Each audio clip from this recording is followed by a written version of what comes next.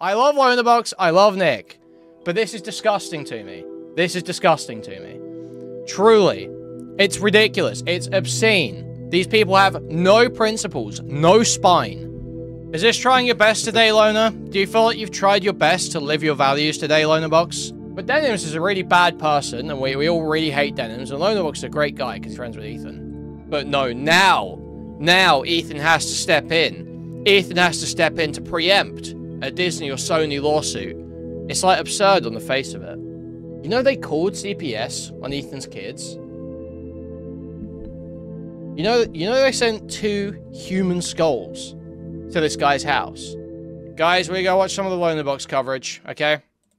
Maybe the right of any group of states to conclude copyright infringement. The Snark subreddit has been a frequent and persistent infringement debate, bro. He hit him with the worm. Oh, why didn't I think of that first? This is me. I'm gonna, if I can't do React content anymore, I'll just debate Teuton every day for 8 hours.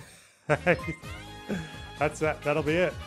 That'll be moving forward. I kid XQC, but he is not the one I'm suing. Despite my criticism, he's not a malicious infringer. But the ones I am suing, you'll see, are much, much worse. Now, ironically, after this debate and in the wake of this large conversation, the problem seems to have only gotten worse. You have people like Hassan Piker paving the way of fair use with what's known as chair reacts. When Hassan gets up to go to the bathroom. I'll debate Lonerbox on this. I would debate any idiot on this, seriously.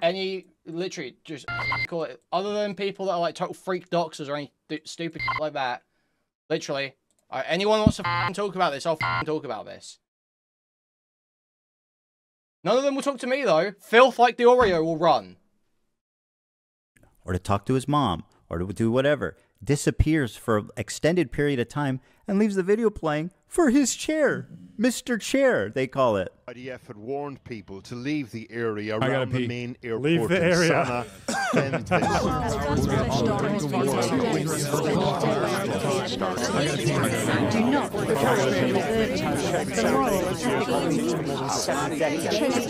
This operation will result in killing hostages in captivity.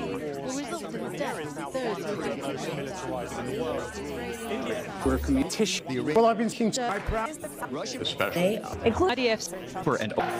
And it was in this setting that I formulated an idea. What if I could make a long-form, irresistible piece of content that I knew that these streamers couldn't resist, they couldn't avoid the temptation. Well, Lonerbox, killing it on the reaction today, Lonerbox. Gotta say, man, killing it on the reaction, really sticking it to Denims. Watching it the second it was published. I don't have an issue with them.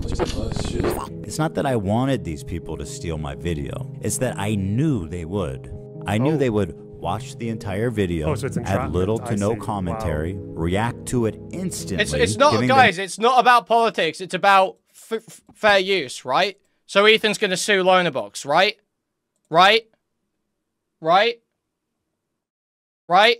No time to form an opinion. The trap was set, and it worked even better than I imagined it would. We captured pretty much every large streamer reacting to it. Obviously, Lonerbox, I think, probably doesn't fill all the criteria that Ethan said, but you get my point, obviously. Entirety immediately after it was published. It's like it's ridiculous to be on board with this, is my point. It's ridiculous to be on board with this when this is the guy. This is you, and you're supporting this lawsuit. You fucking idiot. A few people that went above and beyond to commit copyright infringement. For example, Denim sits here silently with nearly 50,000 live viewers. That's 30 times her regular viewership. She's working directly with the Snark subreddit moderators to siphon views, and their intentions couldn't fucking say something. Where's the reaction, man? Be clear. Wait, whoa. Have they? Here's an excerpt from a stickied post from the Snark subreddit. Whoa! Whoa! That's crazy! I see why Stardust edits for him now. I see why Stardust edits for him now. We've seen a lot of comments about wanting to watch the nuke without showing support for H3. Here's a list of creators who've supported our sub, either by engaging with... this is so fucking on the nose. It's like, you don't even want to give them one view. Because, again, if Denim streams this video to 50,000 people, do you know how many views that video gets? 1. The channel gets 1 view. It's so fucking spiteful. with us directly or citing our post in their critique of H3. Here they're offering these streamers. Are you going to point out the fact that they're saying that there's coordination here, that they're working directly or some shit? Are you going to point out the fact that that's obviously not true? Like you would attempt to throw doubt and play defense for the idea of Ethan working with the ADL? Are you going to apply that same standard here, Lonerbox? Substitutes for my work. This is the cardinal sin of copyright infringement. The Snark subreddit has been a frequent and persistent infringer. That's how I knew when this video came out, the Snarkers were going to encourage, promote, and push streamers to commit copyright infringement. I should thank the Snarkers, actually. Because of their predictability, they acted like double agents for us, incriminating their favorite streamers and serving them up on a golden platter. no. So, thank you, Snark. It's one thing for a subreddit to admit it's engaging in copyright infringement, but how do you get the streamers themselves to admit that they're stealing content? Well, guys, if you enjoyed not giving any views to that terrible video, follow, subscribe, throw a prime. If you like the content, if you enjoyed your time here. It turns out they just do it for you. You couldn't cook up a more incriminating statement if you tried. Denim's the queen of self-owning. You prevail again. Okay, I can think of a more incriminating statement than that. Let me give it a go. Let me give it a go. Yo, I've got Giardia, and so does my wife, and so do my kids, and the only way you can get it is from eating my shit. You should know is that you got to register it before you publish to be eligible for statutory damages and attorney's fees, which is the main biting force of a copyright infringement lawsuit. Well, I'm happy to tell you guys now, I, Ethan Klein, have registered Hassan Piker Content Nuke with the United States. Johnny Kayla, nothing I have said has relied on a single legal argument, you fucking moron. Call in if you want to disagree. Call in if you want to disagree. Feel free to lay out your case to me. Nothing I've said has relied on any legal argument. Literally nothing I've said. It's Library of Congress. Some of you guys out there sweating? Even though theoretically I could sue a lot more creators and rake in millions of dollars. He's gonna sue me. Wait. Yeah, Johnny Kayla, is your morality determined by law? Are your principles determined by the law, Johnny Kayla? If it was made legal to rape you, would you be okay with people raping you? Wait, no, he's not suing me. Wait. Library of Congress. Some of you guys out there sweating? I'm sweating. Look, Hassan's getting sued, okay? I'm not getting sued. Lonerbox is getting sued. That's not me. Spider. Morals are not about a person being a moral one, you fucking idiot. You're supposed to have a set of principles that you apply. In my case, it's not maliciously using litigation to strike out against your enemies to create a chilling effect on people talking about you. My principles say that's not okay, so I'm against what Ethan's doing. Spider. Though theoretically. Why is Spider's in the top of the fuck? Where's my one? I could sue a lot more creators Dick. and rake in millions of dollars. But the purpose of this is not financial I think gain. Ethan is acting maliciously, but in response to people acting maliciously to him, wow, if only we had like a common saying to explain how fucking stupid that sort of situation is. Something about an eye and an eye, something like that. People like XQC and Asmongold may have watched the entire thing, but I would never sue them just for doing that. I don't want to chill the reaction community into fear. Actually, the opposite. Well then, Johnny Kayla, if you think it's morally wrong, it should be incredibly easy for you to go to discord.gg/Kuihman and join the stream waiting room and make a clear and concise argument for why. I hope that we can all unite against this type of egregious behavior that not only makes us all look bad, but could destroy the commentary community as we know it. Well, guys. Okay, so for Ethan, for this to not be a spite blow, right? For this to not be a spite blow, Ethan's going to have to show why this reaction, like this format from Denim's, Caseytron, etc., is more egregious than what people like me do. That's he's going to have to argue that. If you enjoy... How? I don't think it is any worse. You sit there mentally AFK playing WoW for the entire fucking video, like every day.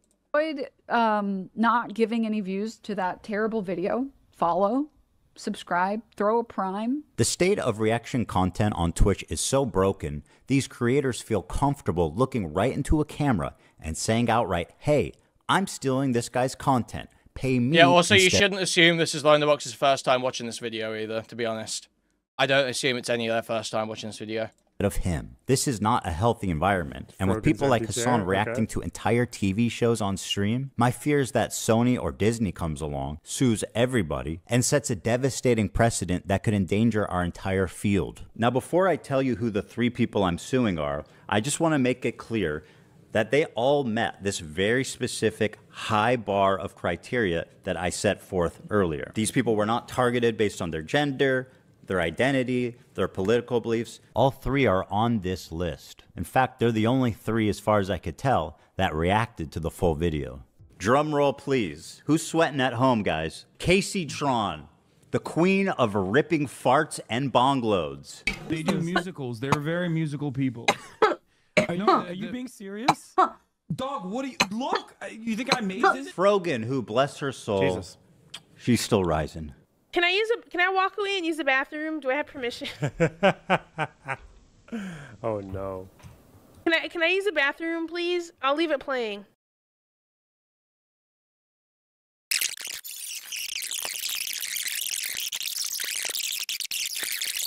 Apparently thinks Twitch is liable for me interviewing a Yemeni teenager who's only known genocide his entire life. What And they were happens? fucking talking. And Denim's the queen of self-owning. And my God, is she the queen of that? It's very obvious from the way that guy's talking, he's a Sneeko fan. Oh my God, bro, I love you. Can I give you a hug, bro? I'm so sweaty, bro. I love you, bro. None of the hostages that have been released so far have said no. that they have been raped. The hostages have public statements. You can go look at them. The sexual assault I experienced should never happen to any human being. This Yemeni kid is just a Yemeni kid with a gun and is not a Houthi, and there is no proof of him being a Houthi. Are you a soldier? Wow, Lonerbox sounding like his DMs are kosher Katie right now. Yes. That seems pretty definitive. He never said. Just drops a in 3 words. It's the only way Lonerbox knows how to communicate. Hassan Nasrallah was a good guy. I can't believe I'm calling Nasrallah base. I mean, listen. Now for the fun part. Let's take a look at the complaints. And let's start with my favorite of the 3, the very own, the prestigious, the highly acclaimed, the highly analytical Casey Tron. Whoa! All banter, guys. All banter. All banter. Without necessarily supporting Ethan Klein. Oh no. So we're gonna watch it. Well, that's a really That's dumb... like your fucking declaration of intent. It's your like that's the purpose of it. Listen, there's chat. I know all of you guys are here because you would rather just not watch it at all than give the view to H3H3. That's crazy. thing to say, don't you think? Why are you so comfortable? We've given each complaint a clever little title. Smokes more than she spoke. Well, quote. And here's Casey Tron's. Okay, now let's do a game where we run an AI over Lonerbox's channel and analyze every single video and see how much of the video he spends going, and how much he spends talking. Let's do those bars. Let's run those bars side by side. How much time does Lonerbox spend throwing at level 59 on Hardcore WoW? And how much time does he spend with tears in his eyes after his character dies at level 59 on Hardcore WoW? And how much time does he spend talking about the video? What's the comparison here? What's the comparison here? She smoked more than she spoke. Casey Tron It was 58. smoked Sorry, 42 it was times 58. during her reaction. Sorry. And just as a silly All banter, guys. All banter. I do love Lonerbox. I'm sorry. I love Lonerbox. I love Nick. But this is disgusting to me. This is disgusting to me. Truly. Good people do bad things. Okay, I can love someone and see them do bad things, but this is fucking disgusting. Seriously. She spent more time smoking than she did talking. Holy and thinking shit. there was no way that that could be true. Well, we tallied them up, and lo and behold, there's 15 minutes, 40 seconds of commentary versus 18 minutes and 55 seconds of smoking. She spent 3 minutes and 15 seconds longer smoking than she did talking in her quote-unquote reaction. Damn, that's time as well. That's not just like, I thought, okay, like taking a fucking drag or a bong hit, that takes like 5 seconds, whereas a commentary section can take like 2 minutes. So... like, your commentary sections don't take 2 minutes, Lonerbox. they timed it. Oh my god, man. What are these smoke clips? How do you spend 17 minutes? 1855. How do you spend 18 minute 55? Is it all the coughing? talking she did was just to express how confused she was, presumably from smoking 42 times. What is happening? I'm trying to follow. I've lost the plot. The complaint continues. Indeed, holy shit, we got fucking court doc. Indeed, Casey Tron is often too obliterated. Is that in court documents? Is too obliterated to comment on the nuke and instead stares blankly at her computer screen. In a span of 2 hours and 7 minutes, Casey Tron smokes marijuana, frequently in a highly concentrated form through a vaporizer, for nearly 19 minutes, which is 3 minutes more than Casey Tron speaks during her group viewing session. At one point, Casey Tron is so wasted. Give him the Oscar. Give him the Oscar. This must be his first time seeing this. He had no idea this was going to be here. She states, "What is happening? I'm trying to follow, but I lost the plot." Give my brother an Oscar. Give my brother. Send my brother to the React academy. harder if you don't want to end up in the next lawsuit. Oh, I'm reacting. I'm smashing. Obliterated. She is so nuked. Whoa. Sorry. Yeah. Wait. Just so good. Casey Tron is often too obliterated to comment on the nuke, and instead stares blankly at her computer screen. In a span of 2 hours and 7 minutes, Casey Tron smokes marijuana, frequently in highly concentrated forms through vaporizers, on 42 separate occasions. At one point, Casey Tron is so wasted that she states, quote, "What is happening? I'm trying to follow, but I've lost the plot." To give you an idea, the majority of her commentary comes down to this. I don't understand this bit that he's doing. He's read more books than you could ever imagine.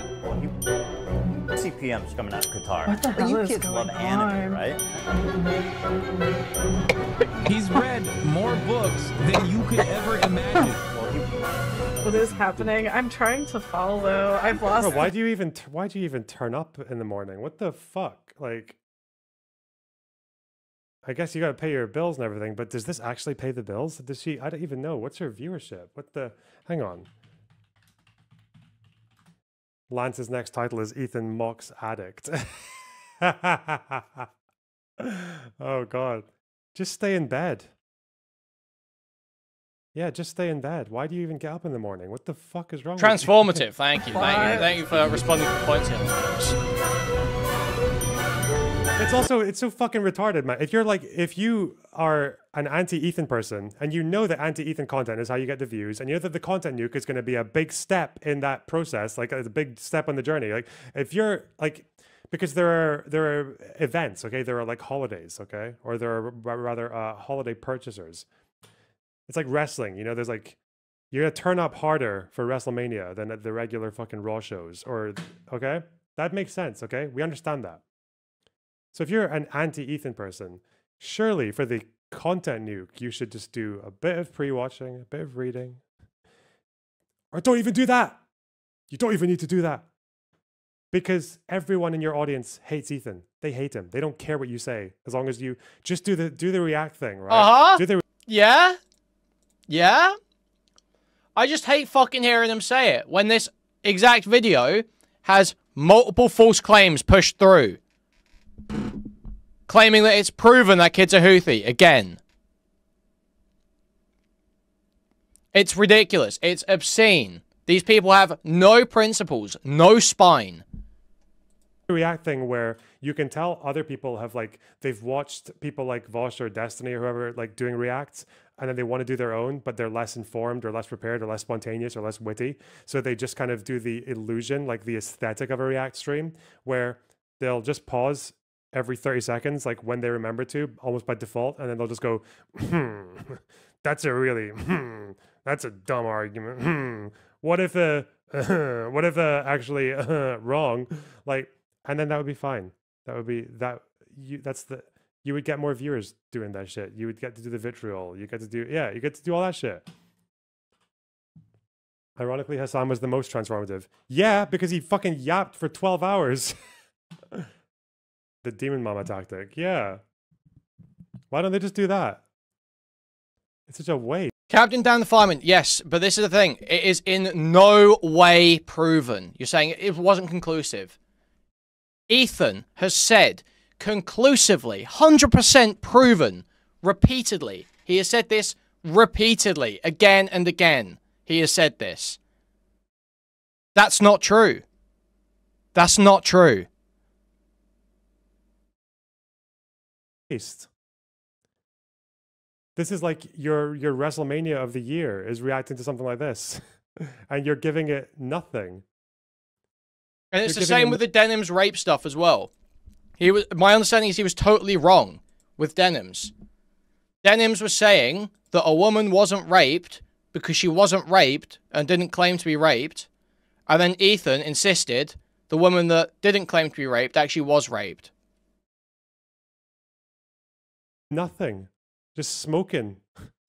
Just getting fucking blazed. Leaving the room. Why?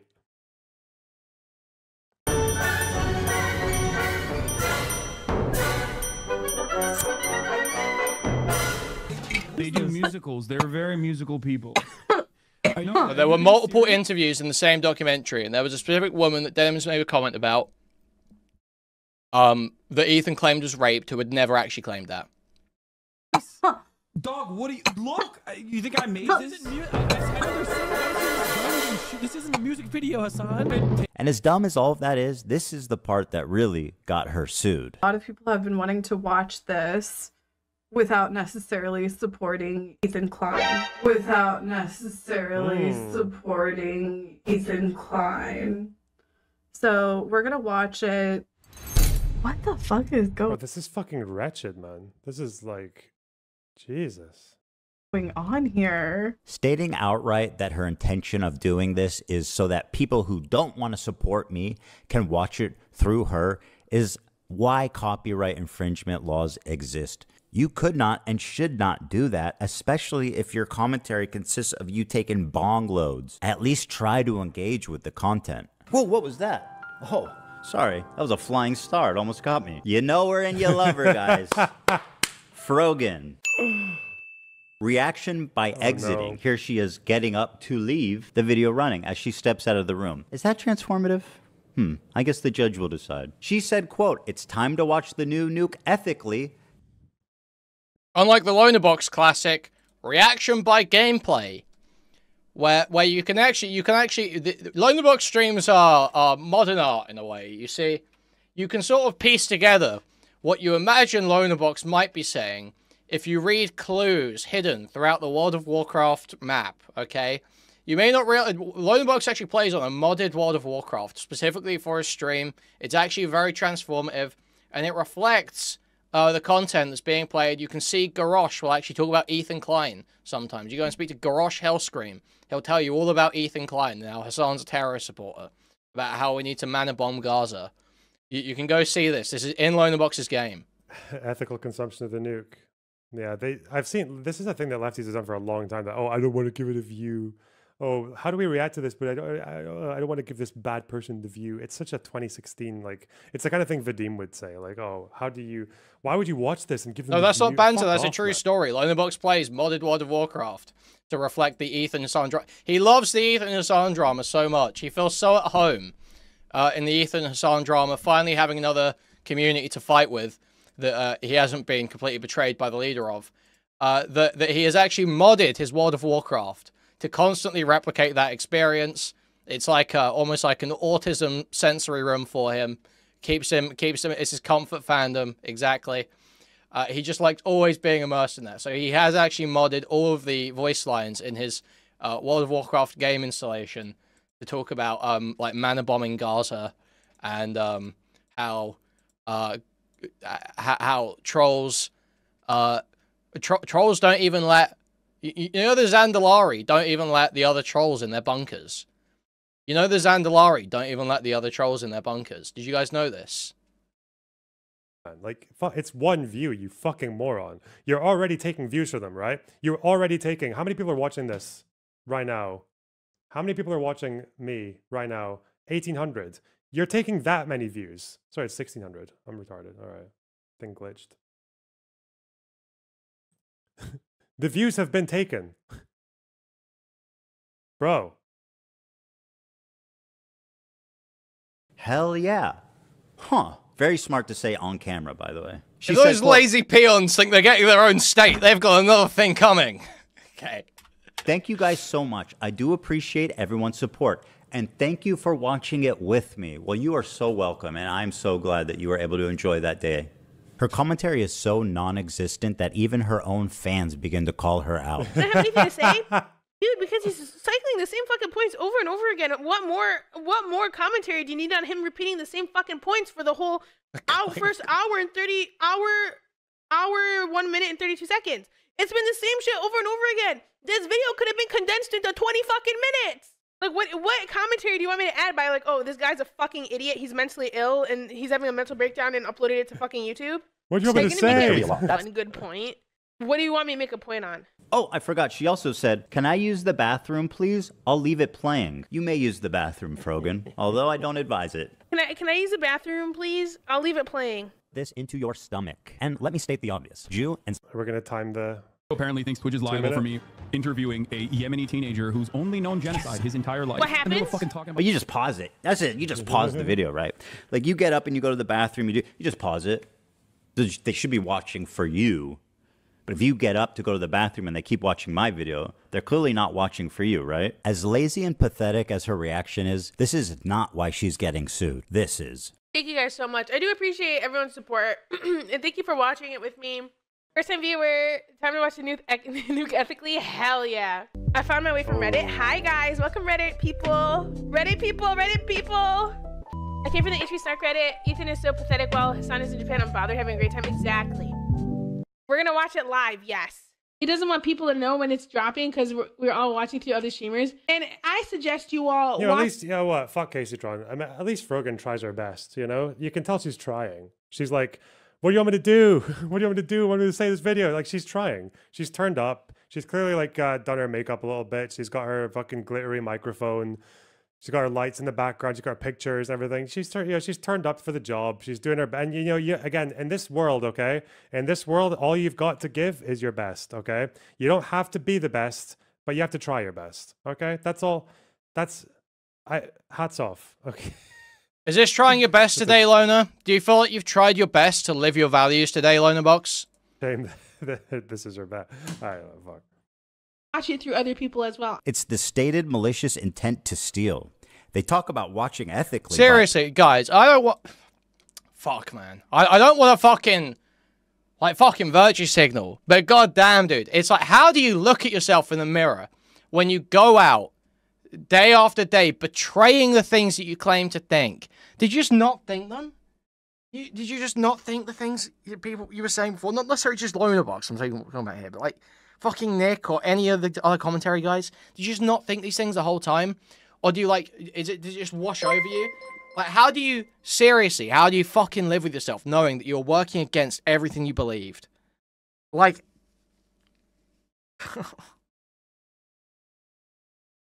Oh, I just don't get it. Thank you for the $4.99. I would say I could have predicted Ethan would be litigious and has nothing to do with ethnicity at all, which is Jewish, incidentally. Thank you for the $5, Jimberly. I learned not to steal when I was 5. Up next is Denims. And honestly, just take a look at this, guys. It's a nightmare on Denim Street. Not only did she chair react, but she was kind enough to write her name right at the top just so that we knew that she was stealing my content and it was her room and nobody else's. Judge, did you know that we're on Denim Street right now? Here's some quotes from Denims. We're relying on you to stay live so we don't have to give the nuke views. Yeah, I'm going to stream it. Since he's confirmed it's coming out today, I'm going to stream it. That is very explicit. Denim said, quote, well, guys, if you enjoyed not giving any views to that terrible video, give me a follow, subscribe, throw a prime if you like my content. Your content? The Queen of Self-Own included a countdown timer so we could tell exactly... Hey, Denim, this would be the most difficult one, I think, because despite the statement, as far as I remember, Denims obviously did react a lot to this. Obviously, the reactions were a little bit intellectually devoid, a little bit dumb, a little bit guppy, but she did react, as far as I know, despite the empty chair. But I guess it's the intent, the fact that she said she was doing it so she could mog the channel. So this would probably be the hardest case to make. Like, again, this is despicable. Seriously, because he knows what he's doing here. Constantly refusing to take any moral or principled stand, not giving an actual moral or principled take, simply analyzing. This would be a hard case to make, I think.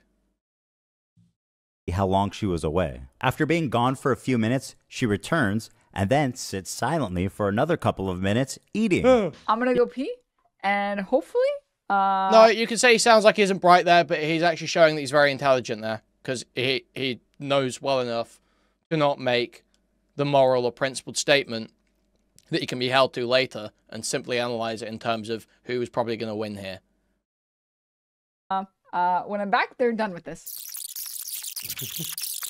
Wait, Vosh? It's a lot of Lonerbox's coverage recently. You do look better. Mr. 305. When's this?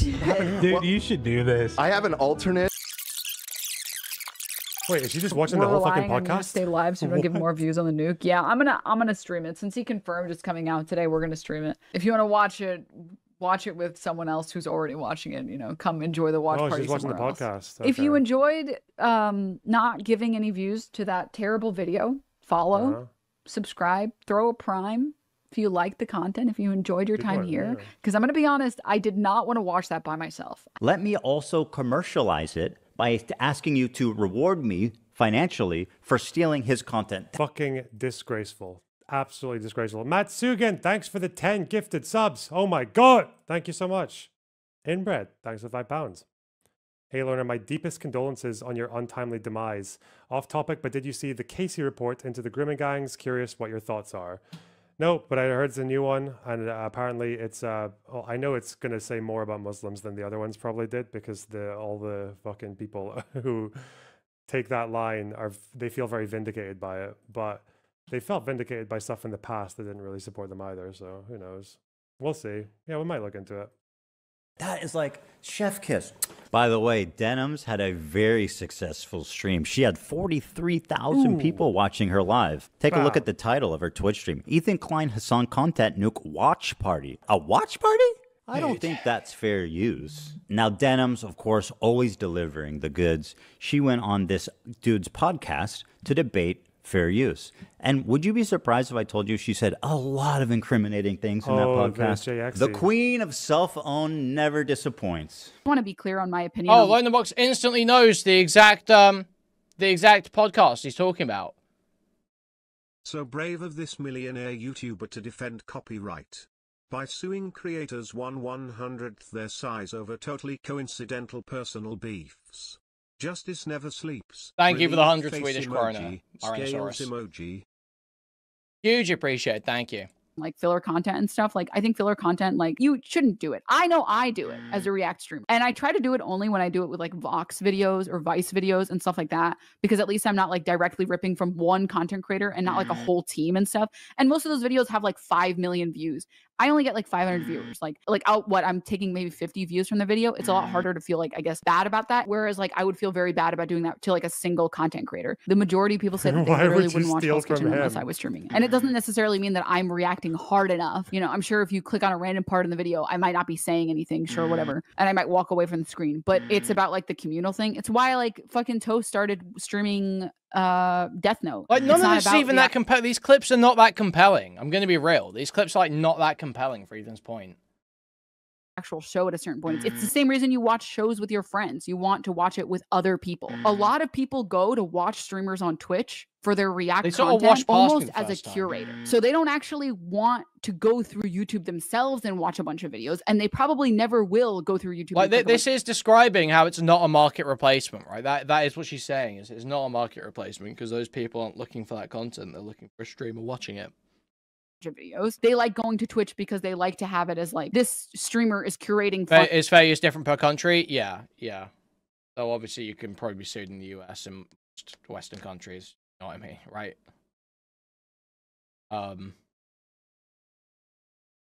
I think anyway, right? Save the £5. Sam Hyde went on Bradley Martin's pod yesterday and said he's an anti-Semite.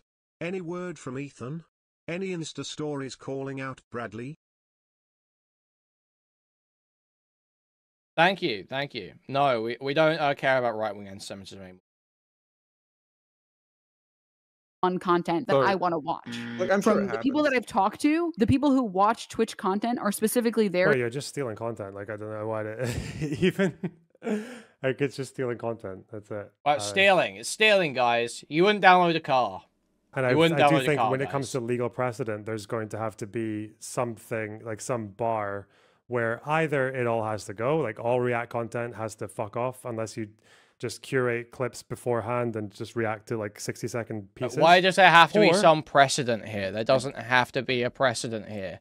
A lot of copyright does not really work on precedent. It is very, that they have the 4 factors, and a lot of it is case by case. For instance, you can look at the original Ethan Klein copyright lawsuit. In that instance, it didn't set precedent. It was actually explicitly laid out in the verdict that it didn't set precedent because they didn't want, they want to have flexibility in different cases. We find a threshold that it's like, yeah, you can do this thing, at least legally. Some people might have moral issues with it. But it's not worth trying to like enforce this against every React creator ever and fucking the entire space. We just need to look out for more obvious red flag behaviors, like, you know, getting out of your chair or offering no feedback at all, or like deliberately doing it with the intent of like, even to the point that you're trying to get a link of the video that's not from the channel, right? Something like that. To watch it so they don't have to scroll through YouTube and find a video they like. If someone watches content, I already said this. If someone watches content on ChudLogic got his Ethan cameo. Where did ChudLogic get his Ethan cameo? Where? You couldn't write it. You couldn't write it. Are you telling me that Ethan is using someone else's content without comment for an extended period of time and not crediting the original source? Are you really telling me that right now? Are you really telling me that right now? Is that what I'm hearing? Is that what I'm seeing? Did I see ChudLogic here? Where the fuck was ChudLogic? On someone else's stream, there is a very low likelihood that they're going to go watch it separately. No, I don't have a principal position that people should be able to share React. I don't really care about IP and copyright law as like it's not very important to me morally. Like the level of wrong that someone is committed. First of all, it's very difficult to tell if there's a wrong being committed in the first place, because it's like, say like a YouTube video gets published and someone reacts to it. You don't really have necessarily the counterfactual of like, how would this have done without the reaction? Did it help or hurt? So that's number one. So I wouldn't. It's hard to even draw like lines on where something wrong has been done. It's also hard to draw lines on the extent of the wrong. So I don't particularly. It's not much like something that motivates me very much. I don't really care about IP law that much. I do think it should be more lenient than restrictive, obviously. That is where I lean towards. But my issue here is not necessarily the copyright aspect of it. It's how it's being used. It is not being used to protect Ethan's copyright. That is blatantly not what is happening. What it is being used for is an attempt to chill speech and chill criticism of Ethan and stop people clipping and stuff, stop clips he doesn't like circulating, stuff like that. That's clearly what this is all built off of. What this is all woven into. So it is a malicious use of the copyright system.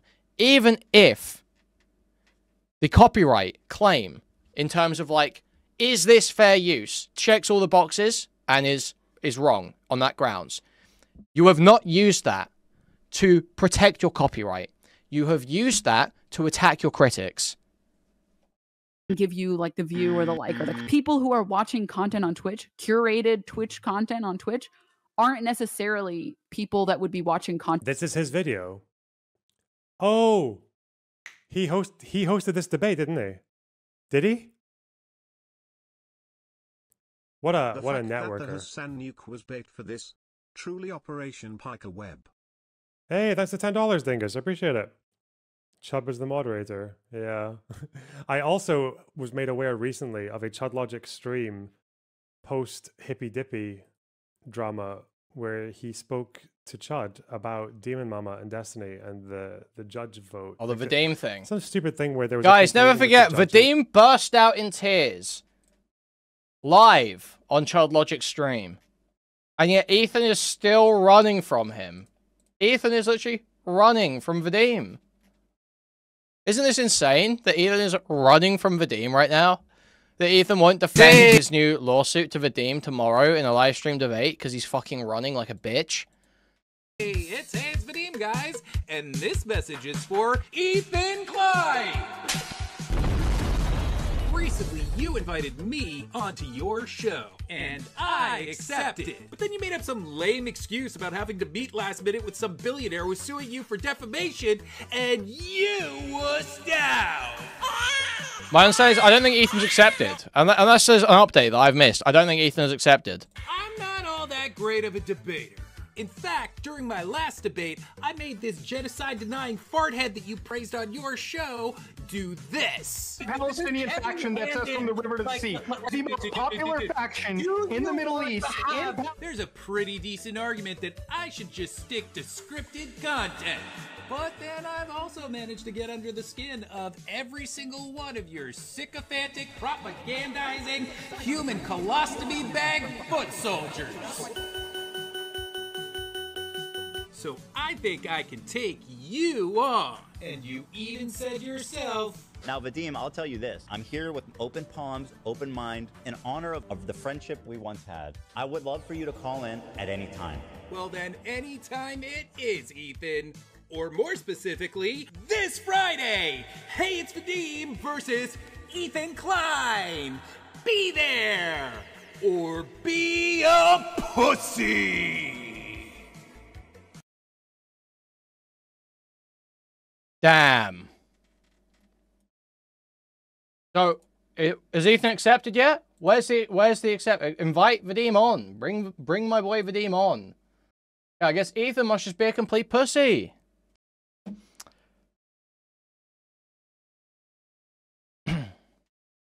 I don't think he's accepted. Pretty sure not. What am I doing? Oh, we're still watching Lonerbox. I feel like I've gotten everything I can. It's fucking Lonerbox React, to be honest, man. And they thought Demon Mama won, but actually Destiny won. And Vadim was like very objective to it. Like he was objecting to it and started a whole fight about it. And then he went to talk to Chud the day after and like cried about it. I don't know, man. I was fucking mental. I did not know that video existed. This is Ethan's pager attack. Yeah, man. Content on YouTube. That, my friend. Dude. What is this in the lawsuit? In the wake of October 7th, Hassan emerged as a modern incarnation of the Grand Mufti Haj Amin al-Husseini. Like al-Husseini, Hassan became a passionate advocate and highly charismatic leader of the Palestinian cause. Like al-Husseini, Hassan used his massive platform to spread genocidal rhetoric about anyone advocating for the right of Jewish self-determination in their ancestral homeland, i.e. Zionists. The primary difference between Hassan and al-Husseini is that al-Husseini worked with the Nazis and advocated for the annihilation of Jews, while Hassan advocates the annihilation of all Zionists. Since the vast majority of Jews in the United States say caring about Israel is essential or important, this would necessarily include, nope, this does not follow. This would necessarily include the vast majority of Jews, even if they support the Palestinian cause and vehemently condemn the actions of the Israeli government. That's in one of the lawsuits. And then it's, I believe, followed up or preceded with this. Al-Husseini meets Adolf Hitler, November 28, 1941. Al-Husseini with his close friend Heinrich Himmler, 1943. Heinrich Himmler. Fuck me, I can't talk. So, yeah, it's about copyright? It's a copyright lawsuit, yeah? Yeah? Okay. Friend is called theft, and you're a thief, and now I'm suing you. Uh-oh. This is just a testimony to how brazen and how safe they've, gotten. That she thinks she can go out in public on video and say shit like, I'm stealing this content because I want to. I'm coping even though I know it's stealing. When people watch it with me, they're definitely not going to go watch the original. Like, you are way too comfortable committing crimes out in the open. Well, there you have it.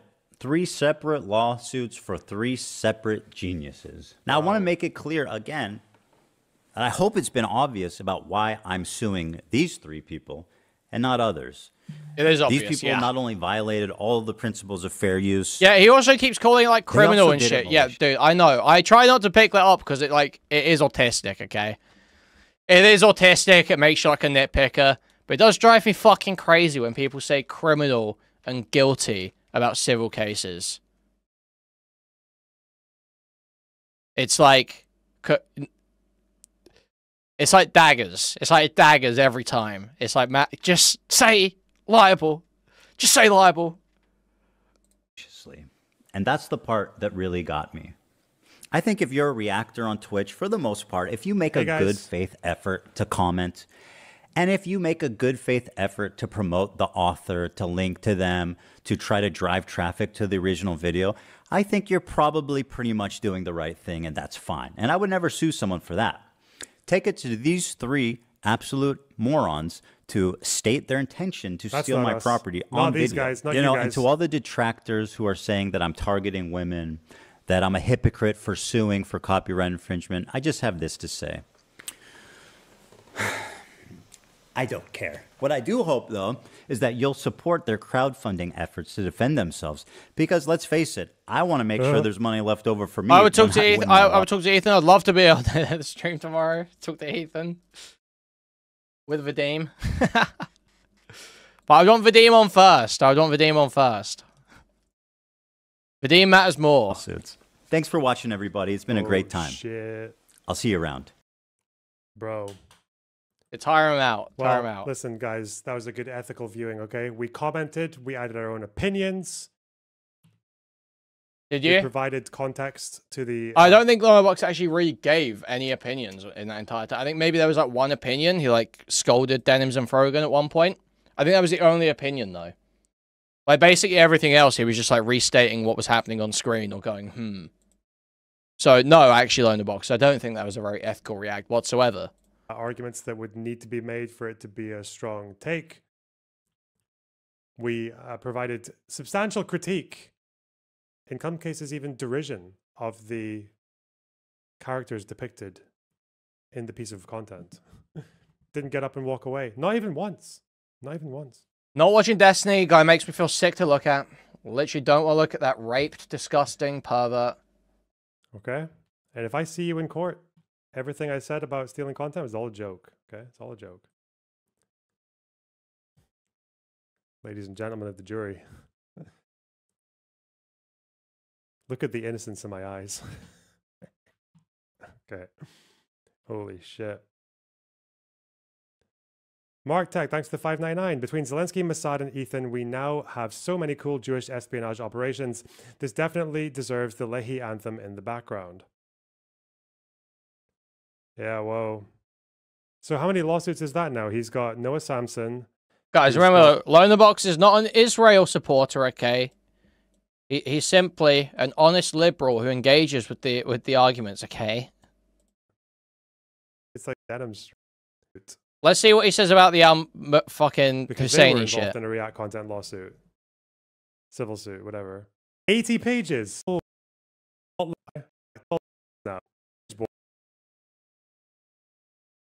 I think it's 30. The surgeon mandatory conscription Here we are. In Israel, where she served as a secretary during her mandatory conscription into the Israeli Defense Forces, IDF, to you guys. While both Ethan and Ela are highly supportive of Palestinian self-determination and extremely critical of Israel and its government, the Klein support a two-state solution as the best. Well, I haven't seen an Ethan Klein lawsuit against Noah yet. In the wake of October 7th, Hassan emerged as the modern incarnation of the Grand Mufti Hajj al-Husseini. What the fuck? Why is this in the lawsuit if he claims it's not about politics? Great question. Amazing question that I'm sure someone will have a really satisfying answer to. That's in a fucking lawsuit. Sorry, a civil suit. Is this the Zionist kangaroo court? Okay, dude, why are you calling it there's not a difference between a lawsuit and a civil suit. Those are the same thing, Lonerbox. That Noah Samson was talking. Fuck me, That's man. Fucking brilliant. Man, when your job is your hobby, eh? This is not a defamation case. This is a copyright case. It's talking about al-Husseini for some reason. Charismatic leader of the Palestinian cause. Like al-Husseini, Hassan used his massive platform to spread genocidal rhetoric about anyone advocating for the right of Jewish self-determination in their ancestral homeland, i.e. Zionists. Fucking Penny Morris. Hey, let's go. The primary difference between Hassan and al-Husseini is that al-Husseini worked with the Nazis and advocated the annihilation of Jews, while Hassan advocates the annihilation of all Zionists. Since the vast majority of Jews in the United States say caring about Israel is either essential or important. Look, to be honest, I'm using Lonerbox. I'm using Lonerbox right now, okay? I'm gonna react to this much more than Lonerbox would ever react to a fucking video on his stream, that's for sure. I'm gonna say, guys, go check out Lonerbox Live. I love this guy's channel. Something Ethan Klein's incapable of doing about content that he uses. I'm going to sit here and do it, but I'm going to use Lonerbox's coverage of this lawsuit so I don't have to read the words out myself. Include the vast majority of Jews, even if they support the Palestinian cause and vehemently condemn the actions of the Israeli government. I mean, facts. Pictures of al-Husseini and Nazis. It's so fucking funny, man. Hassan's not even part of the case. Quote. Well, and you don't think that has any implications for Ethan's claim that it's not about politics earlier in the video that you just fucking watched, Lonerbox? Really? You don't think it has any implication? Okay. Arabs, rise as one man and fight for your sacred rights. Kill the Jews wherever you find them. This pleases Yeah, exactly. God, It's so funny that Lonerbox is doing this absolute coward bitch game where he simply sits there and says, "Isn't this crazy?" but doesn't criticize anything. Doesn't even attempt to engage and criticize anything. It's so blatant. And religion. This saves your honor. God is with you. Is that a real quote? Maybe. On October 12th, 2023, the last episode of Leftovers aired. It comprised of a discussion between Ethan and Hassan regarding the Israel-Palestine conflict and the events of October 7th. During the discussion, Ethan expressed his support. Also, guys, we need to do a fresh chill. Okay? Do that quickly. Guys, 549 watching right now, 120 likes on stream. Some of those 430 people, and please move the cursor thumbs up and clicking it, or pressing a thumbs up on the mobile device. That would be hugely appreciated. Now, if you want to take your support one step further, you can donate directly through the stream elements link in the pinned chat message. You can also buy a membership to the channel, gift a membership to the channel, gift a whole bunch of memberships randomly throughout the chat. Buy a super chat, which will highlight a message and read it on TTS, or buy a super sticker, which is a YouTube image or GIF that we highlight in chat. I'll describe it to you. You can go to discord.gg/Kuihman, twitter.com/Kuihman, or reddit.com/r/Kuihman. Also, guys, huge push for active involvement, okay? The people that you hate the most, they fear the idea of you being present and making your voice heard, making your principles stated clearly, okay? Being out there, fighting for what you believe in, okay? Posting like hell. Okay, very important. Very important that you're doing this, guys. Always be clipping, ABC. There's an always be clipping guide on the subreddit. And post like hell. I know you'll post peacefully, but post like hell. More than ever, guys. Post like hell more than ever. Of the Palestinian cause and empathy for their suffering, along with condemning Israeli Prime Minister Benjamin Netanyahu. At the same time, Ethan attempted to humanize the victims of October 7th to Hassan in the hope that empathy and mutual understanding could begin to heal the divide. Hassan was unpersuaded, and the relationship with Ethan and Hassan began to deteriorate. In the aftermath of the falling out between Ethan and Hassan, H3 Snark became a radioactive hub of fallen fans of TEI content. Oh, what's this? Oh, I think someone's harassed Bo Blacks in real life and videoed it.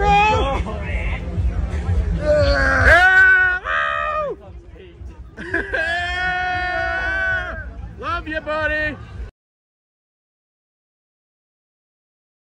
Awesome stuff happening. We are harassing Bo Blacks in real life at VidCon.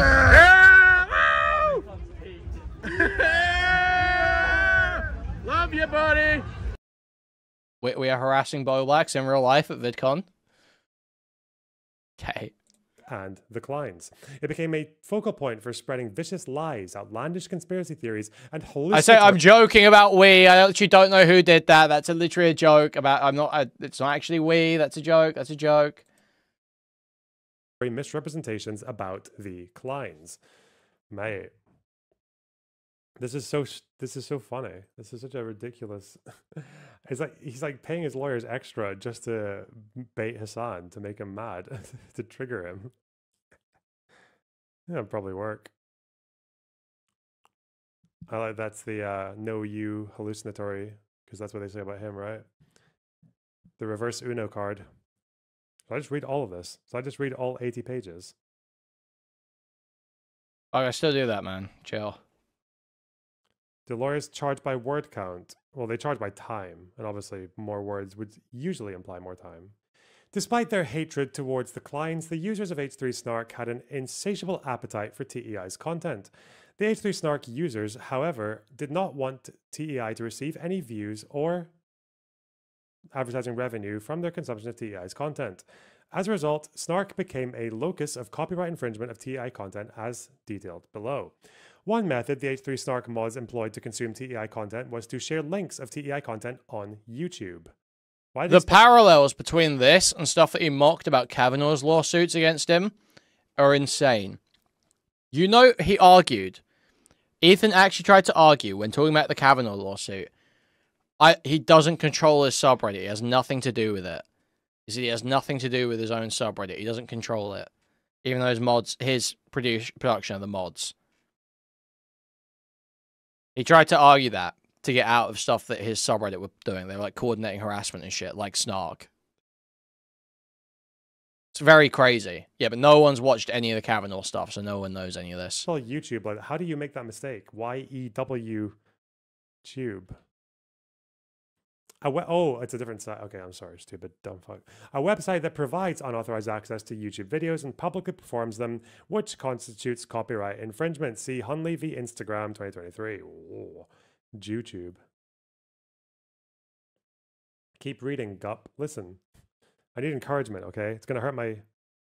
It's not an easy task to just read fucking 80 pages on stream, okay? Out loud. With commentary, okay? I will need support. I will set a new goal, okay? And if I see that goal slacking, we're going to have huge problems. Chat. Isn't that what Vyvanse is for? Vyvanse gives you dry mouth. You're doing great. Thank you, Revolful. That's really nice to hear. I appreciate that. I like that encouragement, okay? I hope you're doing great too. I'm sure you are, okay? I want to hear every And if you're not, now. happens to all of us. This is fantastic. You'll do great another time, and you have done great in the past. I don't doubt it for 1 second. Captain Dan the Fireman, thanks for $10. In California, your speech is protected from defamation, litigation, pleadings, and motions. What? So basically, you can say whatever the fuck he wants here, and just get it on the record. Is that you think that's why he's doing it? I want to hear every page now. This is fantastic. Okay. Oh. Legal box. Thanks for $20, Jane Socks. That's so generous of you. My God. H3 Snark mods conducted live chats during TEI's live broadcasts. During the live chats, the H3 Snark mods would spam the chat with YouTube links of the broadcast. Once the live stream ended, the H3 Snark mods concealed the evidence of their copyright infringement by deleting live chat logs. Below are true and correct screenshots of the H3 Snark mods spamming the live chat with YouTube links to the TEI copyrighted content. Huh. Did they have a mole? Does that mean they have a mole? Or I don't know how you... Okay, so why are you not suing those users? What does it have to do with the case? Doe number 3, i.e. you/Sarah Horn Jewitts. You? What you? What? Okay. So, and Lonerbox doesn't question any of this, by the way. Lonerbox not questioning any of this. Whatever, dude. Literally zero critical engagement from Lonerbox. Encourage H3 Snark users to use YouTube as an alternative to watching the TEI's video on its official channel by commenting on certain posts. Doe number 3's comments were later wiped. Due to Doe number 3's efforts, the user was anointed as one of the H3 Snark mods.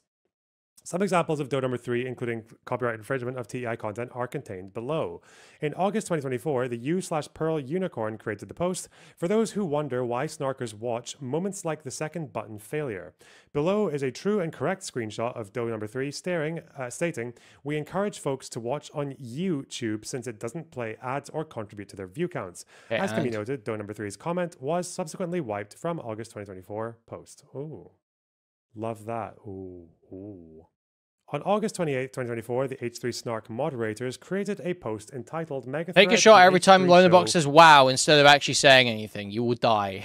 August 28, 2024. Below is a true and correct screenshot of it is just like embarrassing. It's like seriously embarrassing that these people just throw everything away. They literally are willing to just take it up the fucking ass. Literally, just totally sell their batty for just a hint of fucking fame. To the TEI video on YouTube, sorry.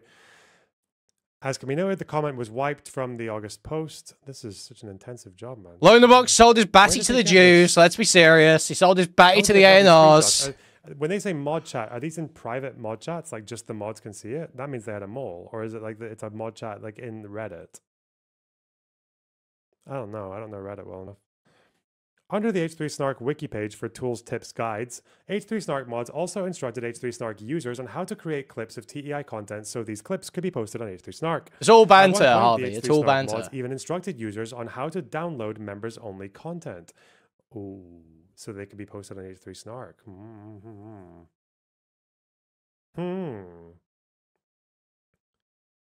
To hide their inducement of copyright infringement, the Snark mods deleted the portion on downloading members-only content from the guide.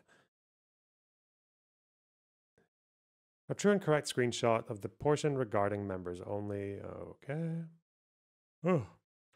God damn it, the Hassan proxies. Getting paged to fuck. TEI issues takedown notices for infringing posts and comments on H3 Snark.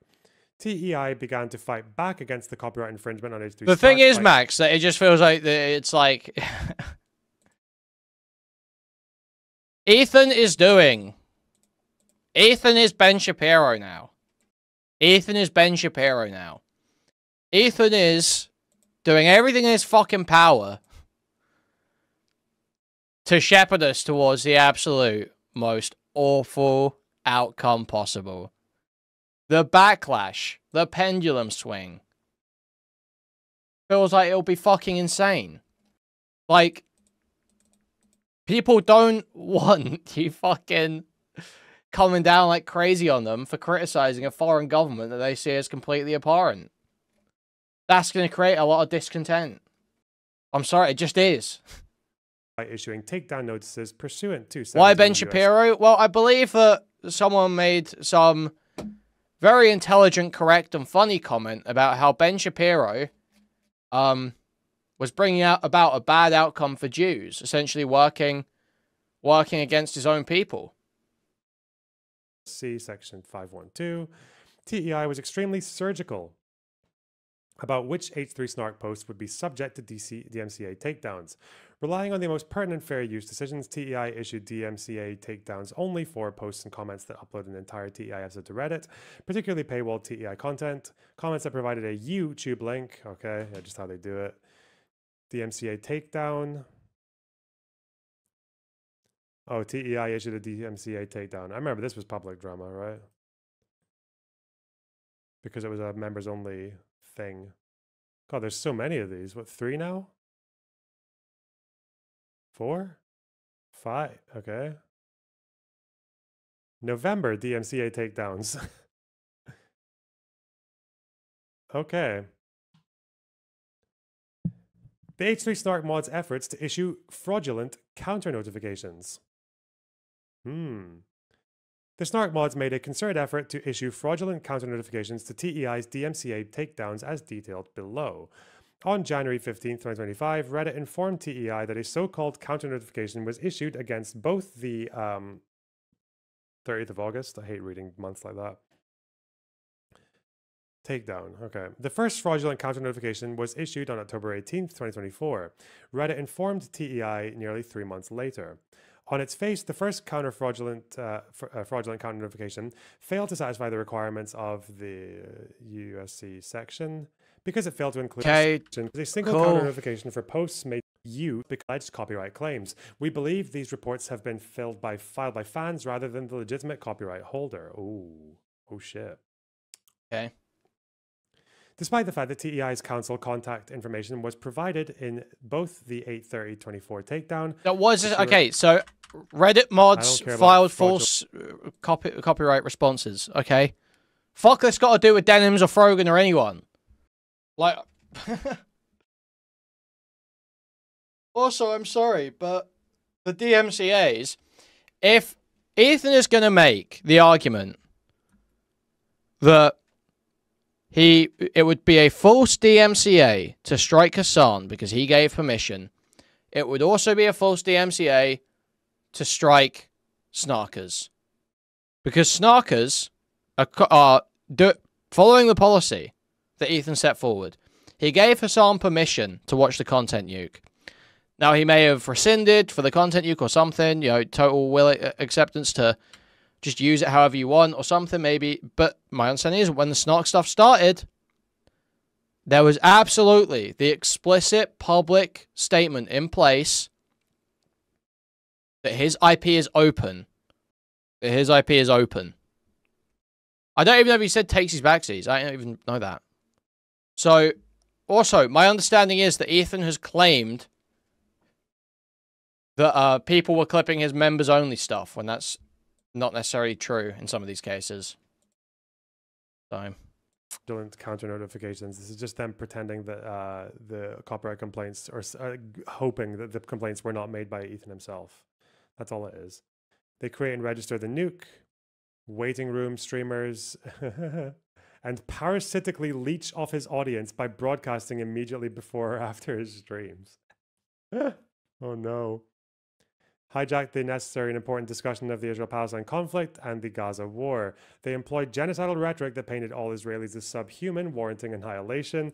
The term Zionist lost all meaning and quickly mutated into a... Yeah, but I think later on he said something about not clipping member streams. I think later on in the timeline he said something about not clipping member streams.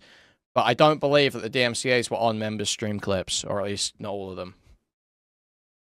To combat the tsunami of hateful rhetoric, Ethan and Ela Klein, through TEI, created content nuke Hassan Piker. The nuke was written, shot, and edited from December 24 through January 25.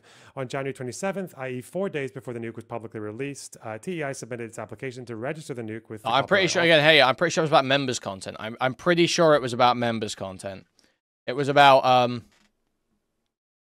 was it... I don't believe it was before October 7th. Or it might have been. I don't know. It was around that time, I think. But he basically said it was when... I thought it was when they were clipping his breakdowns from the member streams. When he was having, like, kind of meltdowns on the member streams. He said, oh, yeah, you can't clip my member streams. You guys keep dishonestly clipping my member streams. We're going to strike you. It was like about that, wasn't it? The Bushnell thing. Yes! Okay, the Bushnell thing. Office, okay. It's got a registration number. Okay. The deposit copy varied slightly from the broadcast version of the nuke. First, the deposit copy did not contain... Yeah, and it was about member stuff. His take back was on member stuff. I don't believe he took back clipping free content. Segment that was contained in the broadcast version.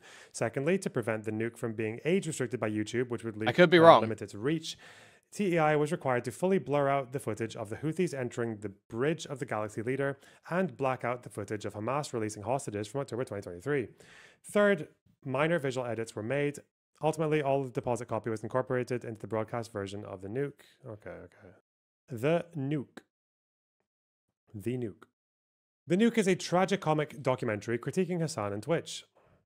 Do you think Hassan didn't react at first because of the IP registration? No. Hassan would have avoided reacting to the nuke because he is too much of a coward to defend himself without having a bunch of other people do it for him first. Lonerbox, please watch this. Please watch this. I just don't want to hear any of these guys talking about cowardice. Please watch Ted Cruz and Tucker Carlson. Lonerbox, please watch this. Fuck you. I'm reading this court document. Get out of here.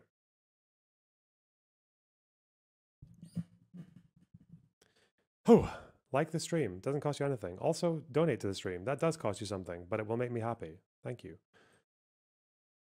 The nuke can be divided into 7 sections. Okay. The prologue walks the audience through Ethan's thesis of the nuke that Hassan radicalizes his audience with genocidal and anti-Semitic terrorist propaganda. While admitting both of himself and Hassan are polarizing figures with controversial takes, Ethan explains he grew concerned with Hassan's rhetoric after hearing him excuse Russian and Chinese genocide and imperialism. Everything's a genocide. Bro. Chill with the fucking genocide. Cool it with the misuse of the genocide conventional remarks. Namely Hassan's positions on Crimea, Tibet, Taiwan, and the Uyghurs. Thank you for the $5, Once Captain October Dan Fireman. 7th Huge occurred, appreciate it. Thank you. Ethan's concerns were exacerbated. He received a torrent of anti-Semitic comments from Hassan's audience and saw Hassan downplay the sexual violence perpetrated by Hamas on October 7th. Ethan explains that the primary difference of opinion between him and Hassan and his audience, while both are aligned on supporting the Palestinian cause, including condemning Israeli Prime Minister Benjamin Netanyahu, Israeli settlements, and settlers, they differ in one key aspect regarding how to solve the conflict. Ethan believes in a two-state solution, while Hassan and his audience believe in a one-state solution. Is Ethan just totally dodging Vadim? Is he not even addressed it? This is a big project. It's expensive. I don't know if it's worth it. Right? A lot of time. Yeah, a lot of time. Huge project. I was like, you know, maybe it's just not worth it. It's not worth the stress and all that, the effort it's going to take. But my resolution was crystallized after all of that.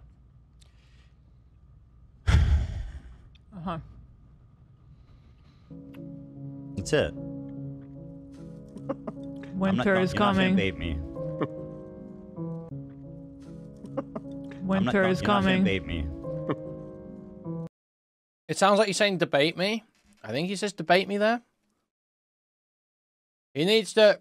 Dude, if this guy dodges Redeem, he's actually the biggest pussy of all time, man.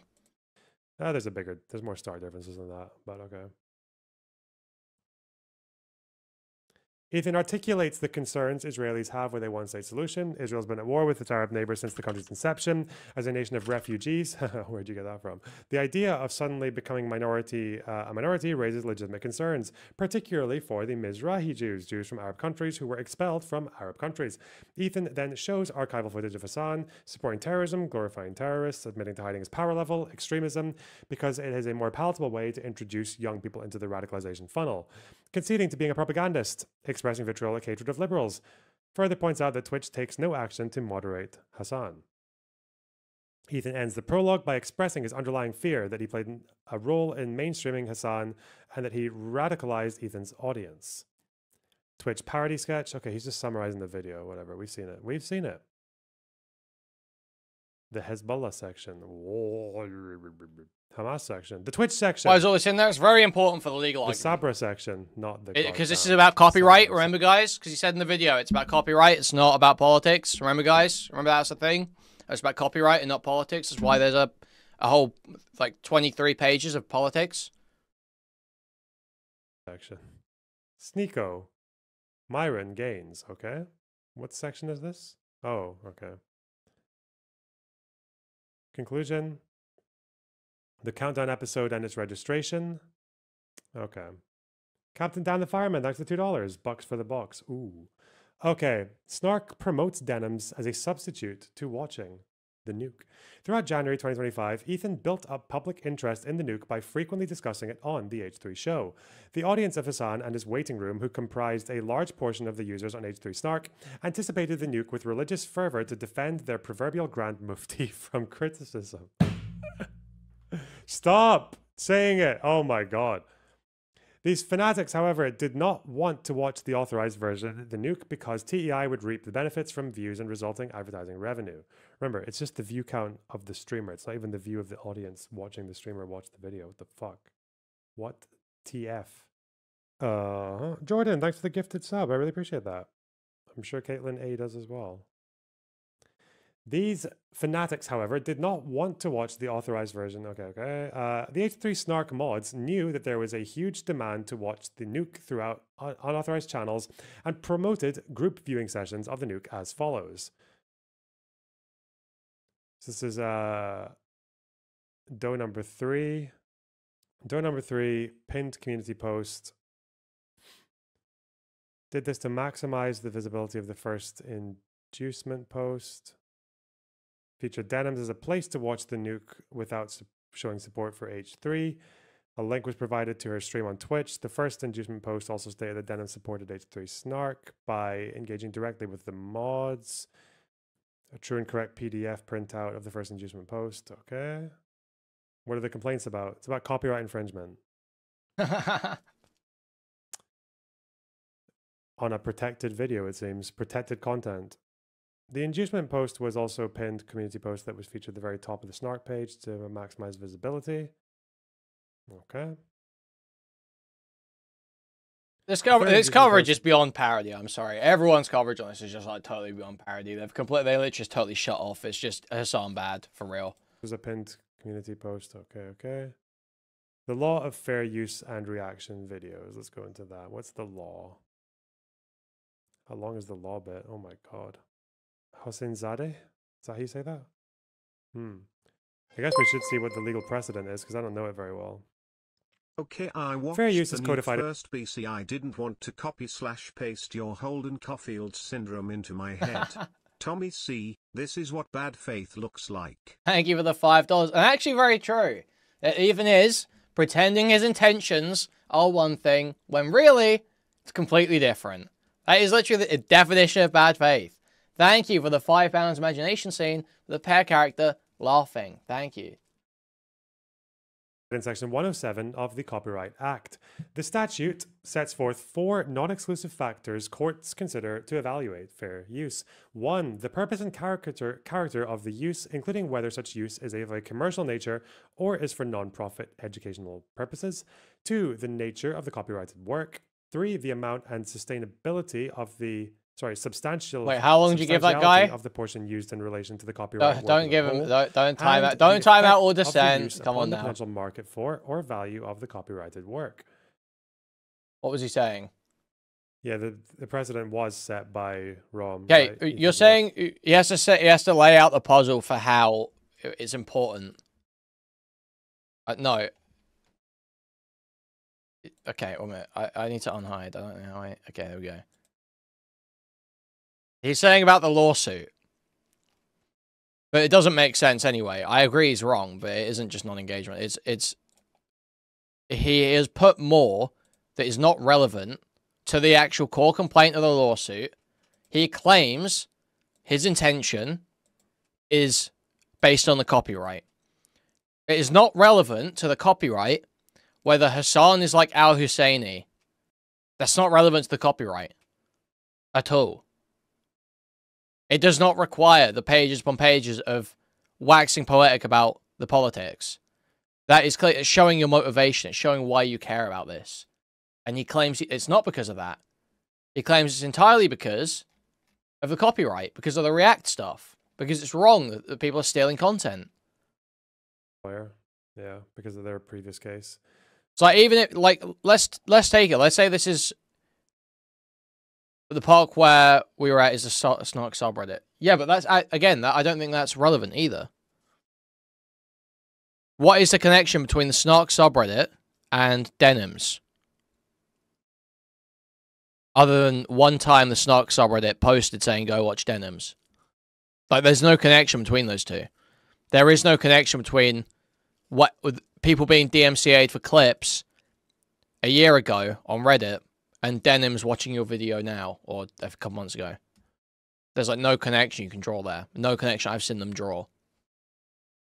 The first fair use factor relates to the problem of substitution, whether the new work supersedes or supplants the original. Warhol 598, okay. The central question is whether the secondary work adds something new with a further purpose or different character. The mere fact that a secondary use has some further purpose or adds something new does not render such uses fair, oh no. Rather, whether an allegedly infringing use has a further purpose or different character is a matter of degree, and the degree of difference must be weighed against other considerations like commercialism. While a use that has further purpose or different character is said to be transformative, transformativeness is a matter of degree.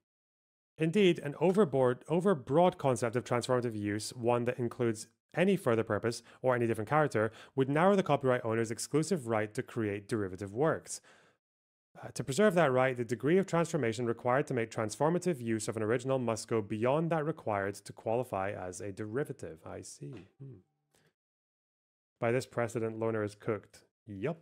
Come at me, bro. I don't know. I don't think I've ever reacted in a way that was as cynical and as flagrant as what Denim's and yes. Well, definitely. No, you do not as cynical and flagrant. Yes, not as maybe malicious. You could say cynical and flagrant. Yes, for money, day in day out. You watch videos, video after video after video, with no commentary, just sitting there playing WoW with a fucking blank look on your face. Fucking throwing at level 58 like an idiot. And you just did the flagrancy thing. You just did the come at me. That's the flagrancy. Definitely Frogan and Caseytron. Like, Legal Eagle is on the side of the Kleins. For this or for other things? All banter though, guys. The first factor also relates to the justification for the use, both in the broad sense and the narrower sense. A use is justified in the broad sense if it has a distinct purpose that furthers the goal of copyright, namely to promote the progress of science and the arts, without diminishing the incentive to create. A use is justified in the narrower sense when it is reasonably necessary to achieve the user's new purpose. Such justification is particularly relevant to assessing fair use where wide dissemination of a secondary work would otherwise run the risk of substitution for the original or licensed derivatives. I don't know if Legal Eagle's made a call. It's the previous case they supported the Kleins, not this one. The question of justification is one of degree. Critical book review illustrates how a secondary use must be justified in both the broad and narrow sense. Serves a different purpose than the book. This may not always be so, and a court must consider each use within the whole to determine whether... Yeah, you're dying on rogue, bro. You know you have, like, stealth, right? You know you have, like, feign death? There are several indicia of when a use for criticism or commentary is not sufficiently transformative to justify a secondary use. I think rogues are feign death, right? When the commentary has no critical bearing on the substance Vanilla. or style of the original composition, the claim to fairness in borrowing Oh, that's from Hunter, others' isn't it? work Fuck. diminishes accordingly. If it does not vanish, and other factors like the extent of its commerciality loom larger. Indeed, a loose connection with the original work is equally problematic. Ooh. Damn. We're fucked, guys. We're so cooked. Smashed. Yeah, I'm sorry. If you're dying, like, let's be serious. Exactly. No feign death, but you got vanish, you got blind, you got sprint. You've got stuns. You can get away, man. Winter criticism. Oh, yeah. That's a problem, I think, because I feel like some people, if it were me, like, I'd be fine with people reacting to... Like, I'd prefer they react to start to finish, because I don't trust anyone to take clips in context. I don't trust anyone to do it. Like, fuck them. Even people who like me. Well, yeah, and it's almost like that's something Ethan himself has complained about. Has Ethan not himself said that he hates when Snark take these bad faith clips of him? Why don't you react to what I actually said? Why don't you show what I actually said? All the time. Now it's a problem that you showed the whole thing. Me. The fuck? That's just my opinion, but... When the use of the copyrighted work is not consistently transformative, Elvis Presley. Okay. Clips are played without much interruption, if any, used in excess of the benign purpose. The use of voiceovers, headlines or captions, wholesale copying sprinkled with written commentary fails to sufficiently transform a copyrighted work. Yeah. When a copyrighted work is used simply to illustrate what that work already depicts, the infringer adds no further purpose or different character, and copyright law treats the infringer as free riding on the inherent value of the original work. As mentioned, the degree to which a secondary use has a different purpose or character must be weighed against other considerations, like commercialism. The undisputed commercial character of the defendant's use, though not dispositive, tends to weigh against a finding of fair use. Commercialism examines the degree to which the new user exploits the copyright for commercial gain, as opposed to incidental use as part of a commercial enterprise. Courts consider whether the defendant was motivated by profits and profited from the publication. Oh, no. Okay. In the Klein's recent case, the one that actually set this precedent, the court found the first fair use factor favored fair use because the Klein video was quintessential criticism and comment on the Hoss video, namely consistent mockery of Matt Hoss's performance, dialogue, and plot lines. The Klein video was consistently transformative by interspersing relatively short segments of the Hoss video with long segments of the Klein's commentary. Hey, let's go. Is the nuke out? It certainly is, Hangnails, yeah. The second fair use factor, i.e. the nature of copyrighted work, typically has not been terribly significant in the overall fair use balancing. This factor examines the extent to which the original work is creative and whether it is unpublished. Even when a work documents a real event, the work can still be creative because it is the product of many technical and artistic decisions. Ethan over Iran. Okay, wow. Nice one. Whether a work is published is defined by whether the author exhausted the right to control the first public appearance of the work. The fact that a work is published does not weigh in favor of fair use. Okay. Obviously. It's kind of basic. The second fair use factor weighed against a finding of fair use because the Hoss video was a creative work, despite the work being published. The third fair use factor examines the quantitative amount and qualitative value of the original work used in relation to the justification for that use. Consequently, the third fair use factor circles back to the first factor because the extent of permissible copying varies with the purpose and character of the use. When the amount used is substantial with respect to the infringing work, it is evidence of the value of the copyrighted work. Indeed, copying an entire work militates, against the finding of fair use. If, however, the new user only copies as much as necessary for his or her intended purpose, this factor will not weigh against the new user. In Hosseinzadeh, the court found that the, let's say Hoss, found that the, all right, let's see. 1 second. Fuck me. Loner sounded so sad. What, why? Do I sound sad? I haven't done this much reading out loud on stream in a while. I bought Sabra out of spite. Wow. Oh god, I fucking hate how much my computer randomly freezes now on my Chrome. We need a solution. We need to clean the thing, maybe. I don't know. Dust it. Dust them up.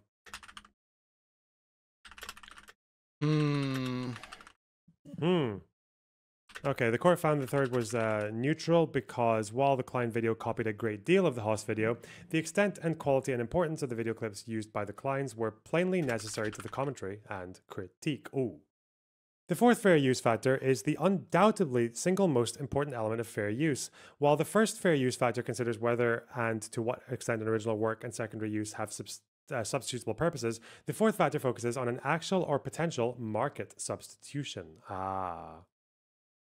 That's big. I see. The fourth fair use factor encompasses both, one, the extent of market harm caused by the particular action. Okay, guys, I just put up a tweet. I'm going to link it in chat. Okay, it's just about the stream being registered. Yeah, adjacent moment, but listen, fighting for our lives out here. Okay. And two, whether unrestricted and widespread conduct of the sort engaged in by the defendant would result in a substantially adverse impact on the potential market for the original and the market for derivative works. Even when there is little direct evidence of actual market harm caused by the secondary use, to negate fair use, the plaintiff need only show that if the challenged use should become widespread, it would adversely affect the potential market for the copyrighted work. I mean, that's I'm editing that grammar just for you, Stylo, right now. Like if every viewer got your videos from another fucking channel, right? Like, yeah, you'd be fucked. Let's change stream title. Reading the H3 Nuke Court Docs. The fourth fair use factor also must take into account the public benefits of copying will likely produce. In other words, does the use serve copyright's goal of enriching public knowledge? When the original work is associated with dangerous misinformation, it does not serve the public benefit and results in an actual reputational harm to the market for the original work, even when the primary markets do not meaningfully overlap. In Haas, the court found that the fourth fair use factor weighs in favor of a determination of fair use. The Klein video did not usurp demand for the copyrighted work, thereby resulting in a loss for the infringee or unjust enrichment for the infringer. To the contrary, the Klein video did not serve as a market substitute for the Haas video because the Klein video transformed the Haas video from a skit into fodder for caustic moment-by-moment. Yes, he copyrighted the stream. Yes, he registered the stream with the Library of Congress as well as the video. He claims he only wanted to catch people reacting to an irresistible piece of long-form content, but that's not true. That's not true, because he registered the stream too. Mockery. Consequently, the Klein He's video suing did Denims not for offer a that. substitute for the original. Okay. And the Denims group viewing session failed to make fair use. Okay. How many timestamps is this? My God! It is readily apparent that the primary and overriding purpose of Denim's use of the Countdown episode was to commercially exploit a group viewing session of the Countdown episode and have it serve as a substitute for the original. This is evidenced by watching long sections of the Countdown episode without any or very little interruption, frequently for several minutes at a time. In a completely separate instance, Denims provides an empty chair reaction, i.e. letting the Countdown episode play while Denims is completely off screen. At a certain point, Denims informs her audience that she is going to pee. For 2 minutes and 21 seconds, Denims lets the Countdown episode play while she is off screen, relieving herself. When she returns, Denims is silent for an additional minute. In total, Denim's group viewing session of the Countdown episode was 1 hour, 3 minutes, and 56 seconds. During the group viewing session, Denims provided... Yeah, exactly. The video only mentions one. It does show the Countdown stream, but he doesn't actually draw attention to it in the video. 4 minutes and 43 seconds of brief and superficial commentary that usually has little critical bearing on the Countdown episode. 2, 43 seconds of partially related commentary on the Countdown episode that meanders into unrelated topics, and 3, 2 minutes and 12 seconds of unrelated or unintelligible comments. Wait, what? Unintelligible comments. Is this like when I just go? Is that not allowed? Can I just go? Fuck. Let's see the footnote. Yeah, what are the unintelligible comments? I need the link. Fuck me. So footnote 40. Timestamp. Oh, there's a few of them. Fuck. The day. Let me see this actually. 220 to 2339. Yeah, it wasn't actually Okay, registered in the where's Library the- of Congress till after he aired it. But I mean, I don't know how you would register a live stream before it happens anyway. Like, I don't know how you would do the copyright on that. So it could be, it could even be that he can't actually invoke the statutory damages for the Countdown to Doomsday stream when it comes to suing. But it does seem like he is trying to. He is trying to sue her for infringing on that copyright. Located on the flash drive of Exhibit K.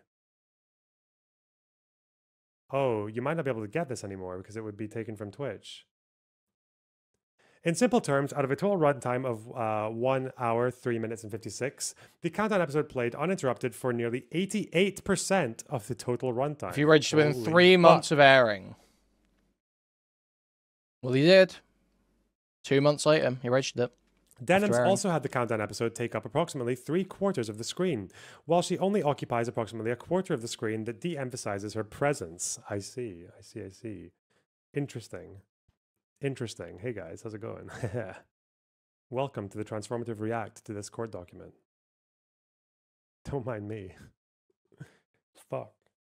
Denim's use was clearly commercial. Not only did she receive paid subscriptions, donation, and advertising revenue, during her group viewing session, she used the Countdown episode to advertise her group viewing session of The Nuke, as evidenced by... Earlier on in her group viewing session, Denims adds a cryon at the top of the screen stating, "Content nuke drops at 1:30 p.m. PST." Early on in her group viewing session, Denims adds a countdown timer for when the nuke will be publicly released. 3, encouraging people to watch her group viewing session of the nuke by stating, "If you want to watch it, you know, come enjoy the watch party somewhere else." As to the second fair use factor, the fact that the Countdown episode was simultaneously broadcast with Denham's group viewing session does not weigh in her favor. Further, while containing numerous factual elements, the Countdown episode contains numerous creative elements which weigh against fair use. As to the third fair use factor, the factor weighs heavily against fair use. It is readily apparent Denham's use was excessive for any potential criticism of the Countdown episode, particularly in light of the minimal level of commentary and highly commercial nature of Denham's group viewing session. Great reactions, Lonerbox. Don't want a Klein pager to wind up in your hands. Hey, thanks for the 1999, the devil. I appreciate that.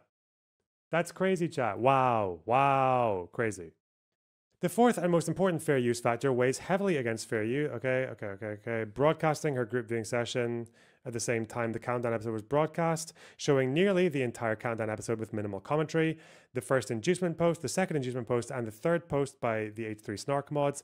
D, due to Denham siphoning the audience for the Countdown episode to her group viewing session, TEI lost views and advertising revenue it would normally receive from the individuals who watched Denham's group viewing session instead of the Countdown episode.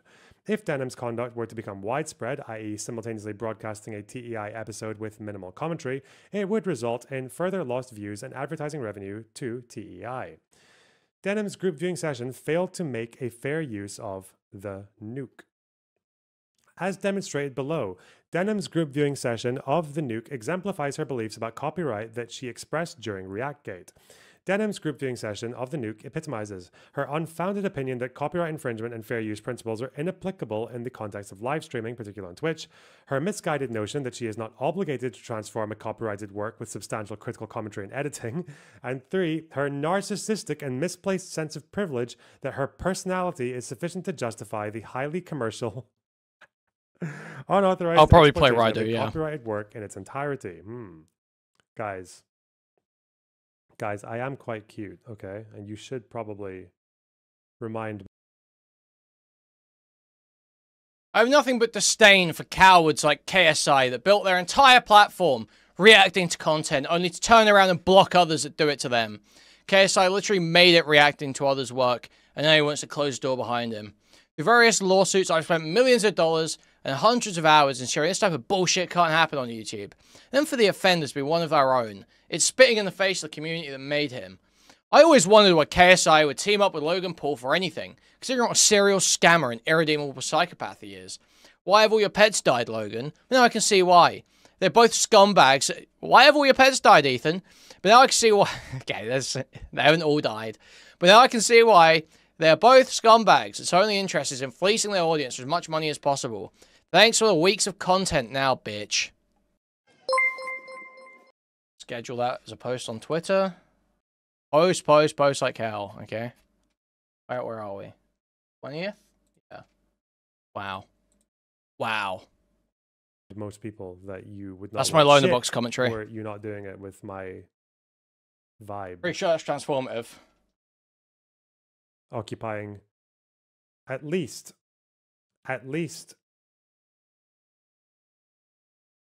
15% of the screen. Denham's group viewing session of the nuke was the pinnacle of her career. At its peak, Denham's group viewing session of the nuke received approximately 45,800 concurrent viewers. This was exponentially more concurrent viewers than Denham's ever received in her entire career. Denham's group viewing session of the nuke also put Denham's online career into overdrive. In the days leading up to her group viewing session, Denham's peak concurrent viewers ranged from approximately 3,000 to 4,500. After her group viewing session of the nuke, Denham's concurrent viewers ranged from 5,100 to 6,700. Below are true and correct screenshots from the page. Jesus.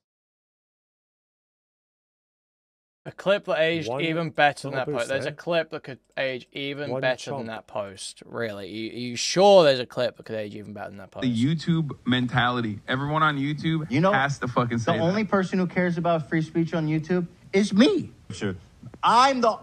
Declaring myself here and now the king of free speech. You don't understand. You need Nobody cares about free speech like me. I have never sued anybody. I have never compelled speech from anyone. I have only ever defended myself. I'm the king of free speech. I have only defended it. I have set precedent after precedent. Sue me, bro. It's great, man. It's fucking great. The YouTube. Wow. It is readily apparent that the primary and overriding purpose of Denham's group viewing session of the nuke was to provide a substitute for the original. It is equally obvious that any commentary of the nuke was an afterthought. Schedule that one as well. Denham's made numerous statements explicitly stating her group viewing session was intended to serve as a substitute for the nuke. Ethan Klein, Hassan Content Nuke Watch Party. This is not a drill. We're relying on you to stay live so we don't give more views to the nuke. Oh no. She replies with, yeah, I'm going to stream it since he confirmed it's coming out today. We're going to stream it. Immediately prior to and throughout Denham's group viewing session of the nuke, she prominently displayed a cryon at the top of the screen watching the nuke. Okay. She responds to a chatter saying, unfortunately, we are watching the content nuke. Okay. I mean, seems it was pretty fortunate though, right? Like in a very financially literate sense of the word fortune. If you enjoyed not giving views to this terrible video, hell yeah. She has cooked pure carbon. Honestly, watch and enjoy your content more than streaming services. Have my Netflix bucks. Oh, thank you so much, ACS. Thanks for the $20. Well, that makes sense because Lonerbox is essentially like Netflix, isn't it? You just open it up, and it aggregates a bunch of content for you. Is that how I say it? Animator Broman, that's a $1.99. DW, we're loanering our boxes right now. Loner boxing it. Yes. Wow. This seems like it's going to get tossed immediately. There isn't a ton of precedent. Isn't there a ton of precedent? For this level, I don't think so. But you can show me if you want. Some of this precedent was set by Ethan's lawyer, so... What precedent was set by Ethan's lawyer? In a court case that involved What him. precedent? What precedent? When did Ethan set precedent? Later, after streaming, I found that I signal boosted by Hassan, has scored in the subreddit. I hope it doesn't mean the Matt Hoss incident. Because the judge actually explicitly said that didn't set precedent. I guess I'm like the only one who is like, fucking, well, I get it, okay, Lonerbox probably wasn't watching content back then, okay? He was probably like, I don't know, reading books or something. But I remember the Ethan, Matt Hoss stuff very clearly. Very, you know, big drama when I was a teenager that I watched with close attention. And it was a big thing that when the lawsuit ended, there was no precedent set. People didn't want to give the video another view, which is why they watched it with me. Probably a lot of people, because they ended their H3 show immediately before releasing the video. Probably a lot of people that came to watch it here, because they wanted to see what someone would disagree would say. Someone who disagrees would say. How much money can you get in a lawsuit? I have no idea. H3 did get sued and it failed, but H3 got sued because, and the suit failed because he was able to show that his reaction was substantially transformative and that they didn't just use the whole video uninterrupted, like, or barely interrupted. It's very different from H3's case. Now, why it would be too different from someone like me with some of my reacts, I'm maybe less sure, but who knows? Who knows? I mean, I know why it's different from like most of my any reaction that I upload to my channel as a. Okay, I'm being linked a clip from this evil subreddit right now. You won't be able to see that post video. that I show in this video. Stay close so because so the moderators of the snark that post that I show in this video, they colluded with these creators to help create a market substitute for my work, and it was pinned by moderators. So these moderators are named as co-conspirators, and now that we've filed a complaint officially, we can subpoena Reddit for to see if they have any identifying information, so that we can also sue them. So it's just trying to create a basis to get these people's info. Okay. Yeah. Huh. But you have no reason to actually believe they're collaborating. You have literally there is no basis to believe they're colluding or collaborating. He's just trying to get the info. What? It's just cool. What does that mean? I'm being sincere. But why did you say "huh" like that? Just because I don't think that they expected that that would be happening to okay. them. Yeah. I was worried I was gonna have to add you. No, that's like, oh shit, I got some things to delete. Yeah, so that's the good thing. A lot of these people have already tried deleting evidence, which is no bueno. Right? So, yeah, there was no basis for them colluding. They just shilled the streams in the post. There is no basis for collusion with those content creators. Segment, like, this is different. I can defend that easily, leftists morally, act but... like suing is inherently immoral and being sued is inherently virtuous. I thought leftists were opposed to reaction. Laugh. Hey, thanks for the £10. Thanks very much. Denham's attempt to feign ignorance of H3 Snark is transparently, brackets, and comically false. Rather, it is clear that Denham's and the H3 Snark mods coordinated their efforts. Indeed, after ending her group viewing session of the nuke, Denham's screen shows that she had the H3 Snark subreddit on her screen the entire time. Oh. Exhibit K. Lawyers. Please do not call that react. Noise that I did, an unintelligible comment, okay? There's great value, okay? It's idiosyncratic. Fuck you. Dennis begins her group viewing session of the nuke 1 minute after the nuke was released to the public. The timing demonstrates that she did not Well, Samson, a lot of those statements weren't actually as explicit as that.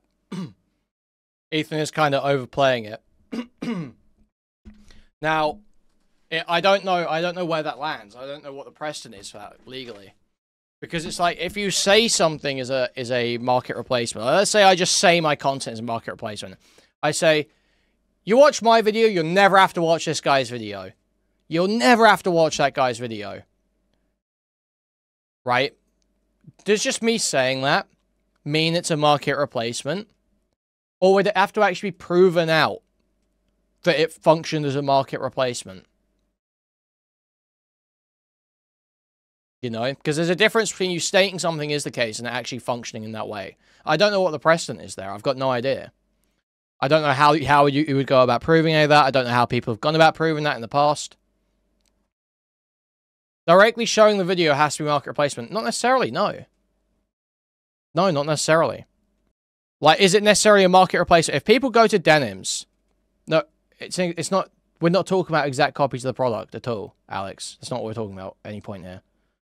Yes, if you repost someone's exact content, that is a market. That's not what we're talking about. You recognize that, right?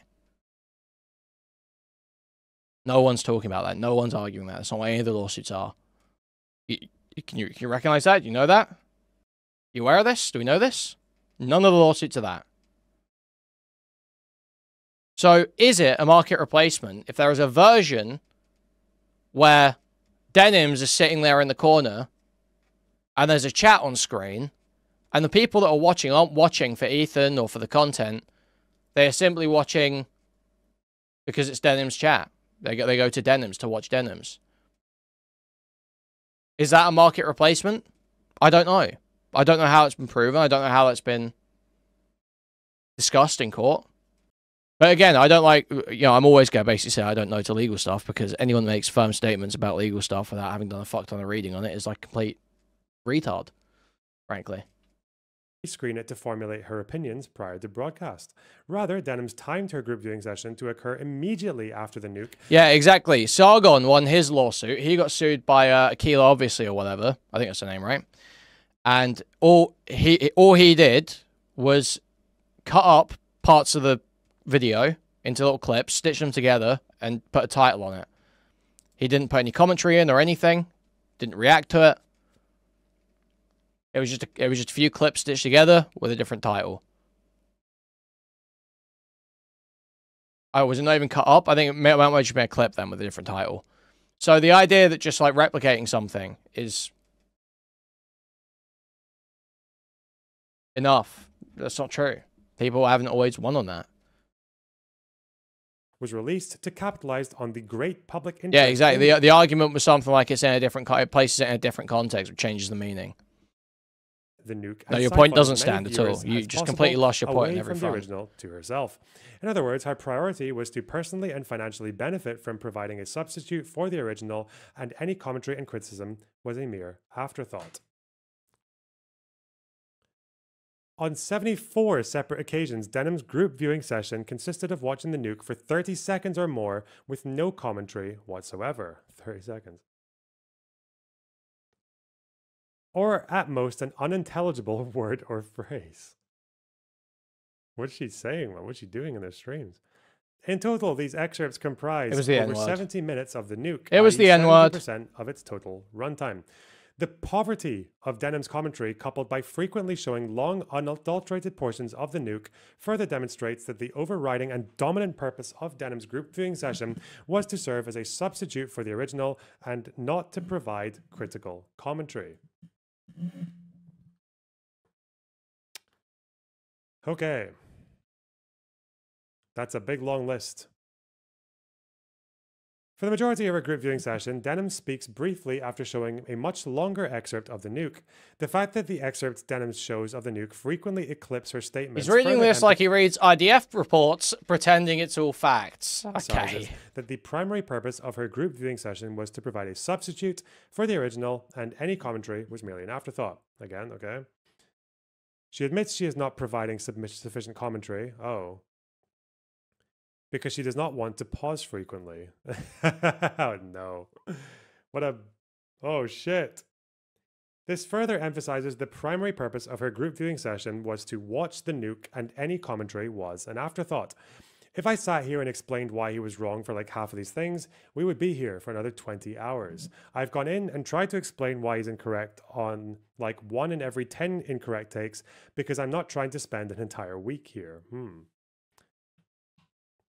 Do you have a lawyer? Yeah. Don't worry. I don't even understand what to say about, because, yeah, this is wrong because of this. Another wrong take, another wrong take. Okay, well, I just paused it for 10 minutes. I feel bad pausing it again because surely there will be something better here. Guys, remember, okay? I don't have the IPAC backing like Lonerbox, okay? I don't get free lawyers or whatever, wherever Lonerbox is getting his fucking lawyers from, okay? So I didn't get a trip to Israel where they gave me a free lawyer that I just get forever, like Lonerbox did, I guess. Dude. So guys, remember, okay? Remember, guys, I need your support, okay? I need your support. More than ever, guys. I need your support. So 450 viewers right now, 164 likes on the stream. There's 300 people. Please move the cursor, thumbs up, and clicking it or pressing the thumbs up on the mobile device. That'd be hugely appreciated. If you want to take your support one step further, you can donate directly through a stream link in the pinned chat message. You can also buy a membership to the channel, gift a membership to the channel, gift a whole bunch of memberships if you like the chat. Buy a super chat, which will highlight your message or read it on TTS, or buy a super sticker, which is a YouTube intro gift I'm sure we highlight in chat and I'll subscribe it to you. You can go to discord.gg/Kuihman, twitter.com/Kuihman, or reddit.com/r/Kuihman. Also, guys, huge push for active community engagement. Post like hell. Always be clipping. ABC. Always be clipping guidance subreddit. Make sure to check that out. I know you'll post peacefully. Run a Twitter account, run a Reddit account, run a Discord account, or be everywhere all the time. Lonerbox got a lawyer when Bad Empanada sent me statistics through Destiny. I assumed it was going to be something about Bad Empanada or Destiny, but obviously I'm joking about him getting a free lawyer from Israel. That's a joke. That's a joke. Smile. Denham's admission that she failed to address the majority of points raised in the nuke is self-evident. This Thank further you for the smile. Donate €5. Thank you. To host a group viewing session of the nuke, and that any criticism was an afterthought. All the your defense fund. Thank you for the $13, Quella. Hugely appreciate. Hugely appreciate. Thank you. Petition. What if Hassan sues you? If Hassan sues you, I will literally obliterate his ass, his white ass, in court, because literally more than anyone else,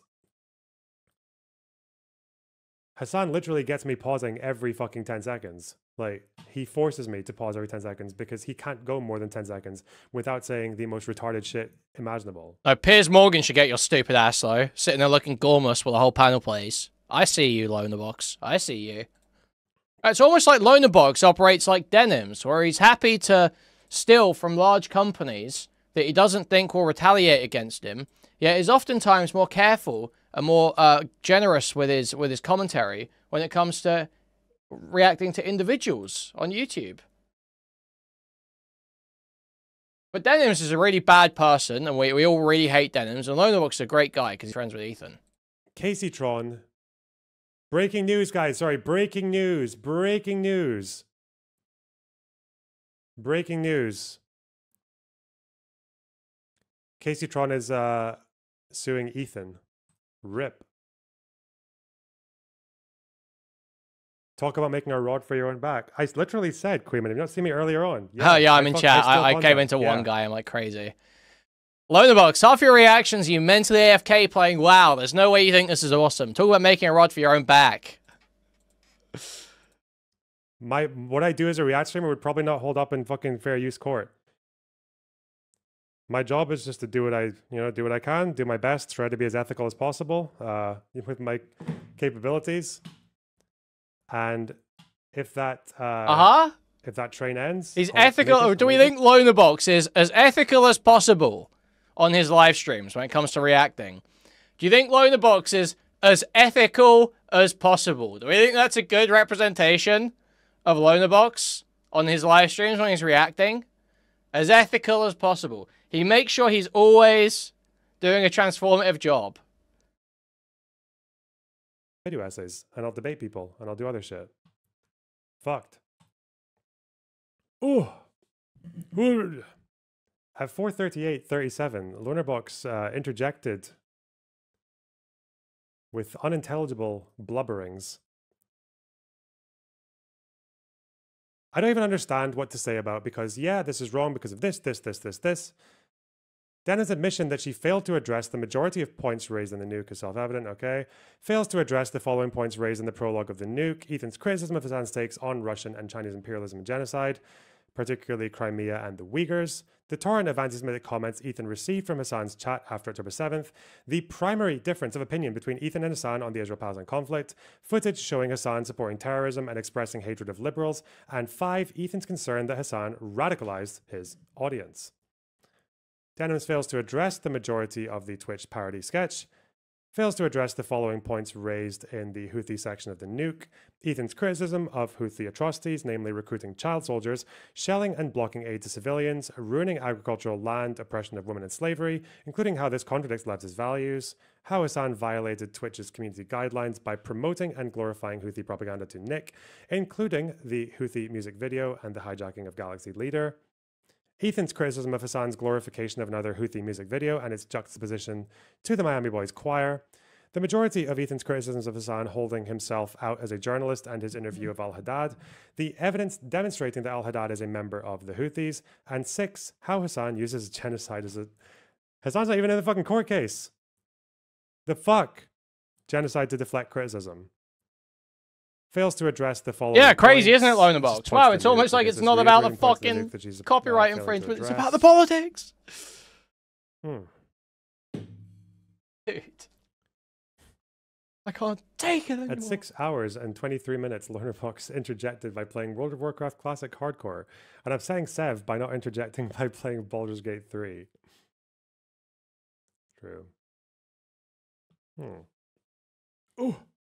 Isn't it weird that a lot of these clips are like 5 seconds short, not 5 seconds long, 5 seconds short? She mocks the nuke for making fair use of third-party clips. Okay. This statement reveals Denim's complete and total ignorance of fair use, particularly in the context of reaction videos. When Denims does speak during her group viewing session, most of her statements are brief. Right, Destiny, right, yeah, these retards have literally nothing. It's like every time it's just like, oh, this is all because you actually hate Destiny.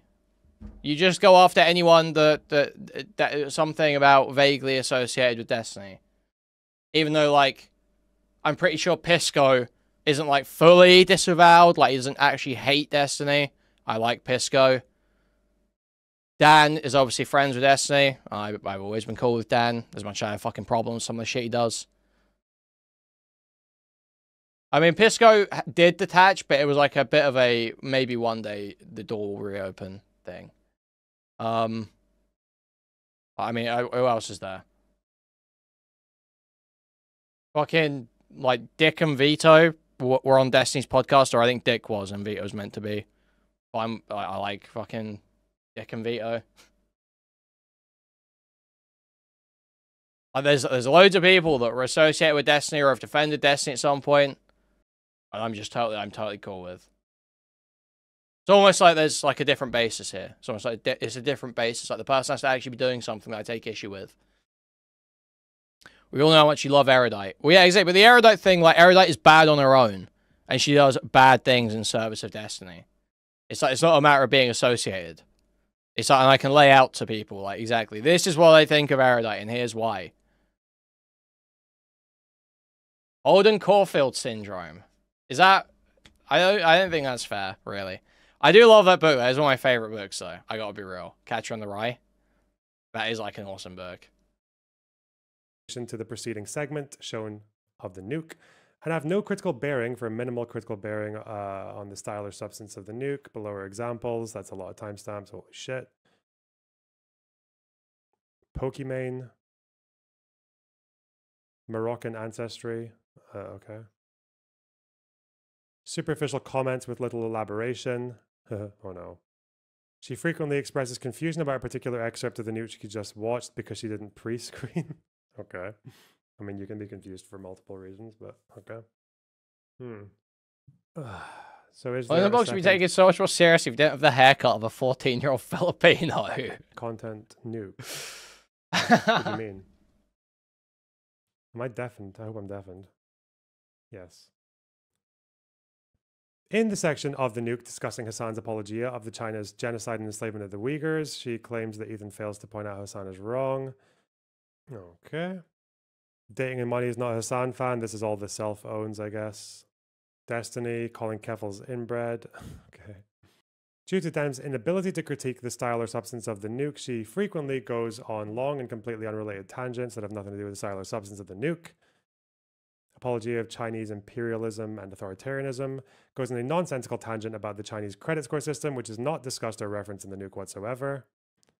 Yeah, dude, it's so crazy. Like, okay, you just bring up KF in chat there. It's just, like, so crazy. All these commentary YouTubers that defend the right to, like, archive shit and all of this, all of a sudden, this is a big fucking problem. The ones that cried over Bowwax getting copyright struck for re-uploading content. It's baffling, man. It's baffling. You think with Noah, it would be a different it would be a different case. Yeah, I think Laying traps for enemies is not necessarily bad, but Ethan is lying to try and create justification for this. Ethan, in his video, repeatedly states that it's not about politics or anything like that. It's purely about copyright, and it's all really about the React matter and making that right, when it's blatantly not. You can very clearly see that was not his intention. Noah, his case is probably, to me, it appears a lot weaker. With this one, I don't know, like my impression of reading about copyright, not that much, but I read a bit of it a few years ago when I started making YouTube videos. My impression of copyright is that basically everyone who reacts to from start to finish of a video is violating copyright. That's my understanding. Like, if you're going from start to finish of the whole thing, yeah, you're probably violating copyright. Yeah, what's the trap in putting a single stream you did into the Library of Congress 2 months later because someone you didn't like reacted to it and you want to rape them into the dirt? And on the YouTube that's not even a trap. That's just like pathetic, vindictive behavior of you using a bunch of money to lash out at people that talk shit about you on the internet. Like, getting up out of your chair and leaving is kind of disrespectful. Adding no commentary for the entire thing is disrespectful, or fuck all. Saying that you're watching it because you don't want to give them a view, like stating that intent is quite disrespectful. Like, yeah, we've got kind of things that we agree on in that sense, roughly, for why like some React streamers get a lot more heat than others. Like, that's quite clear. But as far as I see, like, pretty much all of it is not up to the task. But we'll see. Oh. After Ethan's critique of Frogan, Denims goes on a protracted tangent about how Frogan is more American than her. Okay. True to form, Denims makes statements based on hallucinatory misrepresentations of the contents of the nuke. By shadowboxing an imaginary version of the nuke completely divorced from reality, Denims fails to address the actual style or substance in the original. Some examples include: in the section of the nuke concerning Ethan and Hassan's discussion shortly after October 7th, Ethan critiques an online figure supported by Hassan who legitimizes killing Israeli infants by calling them baby settlers, and Hassan's attempt to justify the use of the term. Denims misrepresents the excerpt and claims Ethan called Palestinian infants baby terrorists, and Hassan attempted to humanize the infants of Israeli settlers. Okay. The section where Ethan critiques Hassan's head mod, Denims claims that Ethan called Frogan the head mod, despite Ethan never making such a statement. Okay. After Ethan explains that he is now called a Nazi after advocating a two-state interim solution, Denhams claims Ethan asserted that Hassan told people to call him a Nazi, which Ethan never claimed. So if we want you to make more video essays, we need to bribe the judge to make React streams illegal. Yep.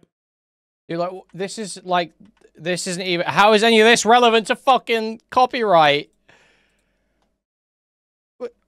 Well, Ethan in this argument said that he's being unfairly called a Nazi, and then Denhams was wrong in their argument against him, or lied in his argument against it. Like, what the fuck does that have to do with copyright? For video essays, we need to bribe the judge to make React streams illegal. Yep. Get on it. And in that case, you might also have to figure out a legal workaround from the group debate struggle sessions whilst playing video games. Because that's my own content. That's my own generated work. You can't get around that. Not happening. After Ethan critiques Hassan's claims that the Houthis hijacked ships to cause Israelis to leave Israel from the economic inconvenience, Denhams rewrites the excerpt by claiming Hassan stated the Houthis are placing economic pressure on Israelis and induced them to pressure their government to end the war in Gaza. Okay. After Ethan shows photographs he took in Israel of Mizrahi Jews preparing and selling hummus, Denhams makes the bizarre claim that Ethan is assuming they are Israelis, despite Ethan having just explained that they were photographs of Mizrahi Jews from Israel. Man, what the fuck? I need to watch this react.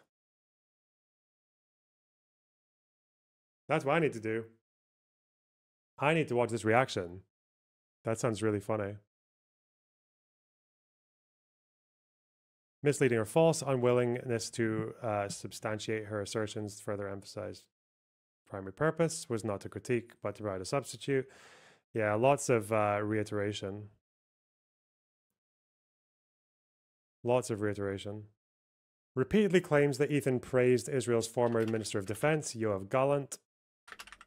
Hila critiqued Prime Minister Netanyahu by stating just the other day, Bibi fired a really good guy. Okay, the good guy statement, whatever, dude. States that propaganda does not require lying.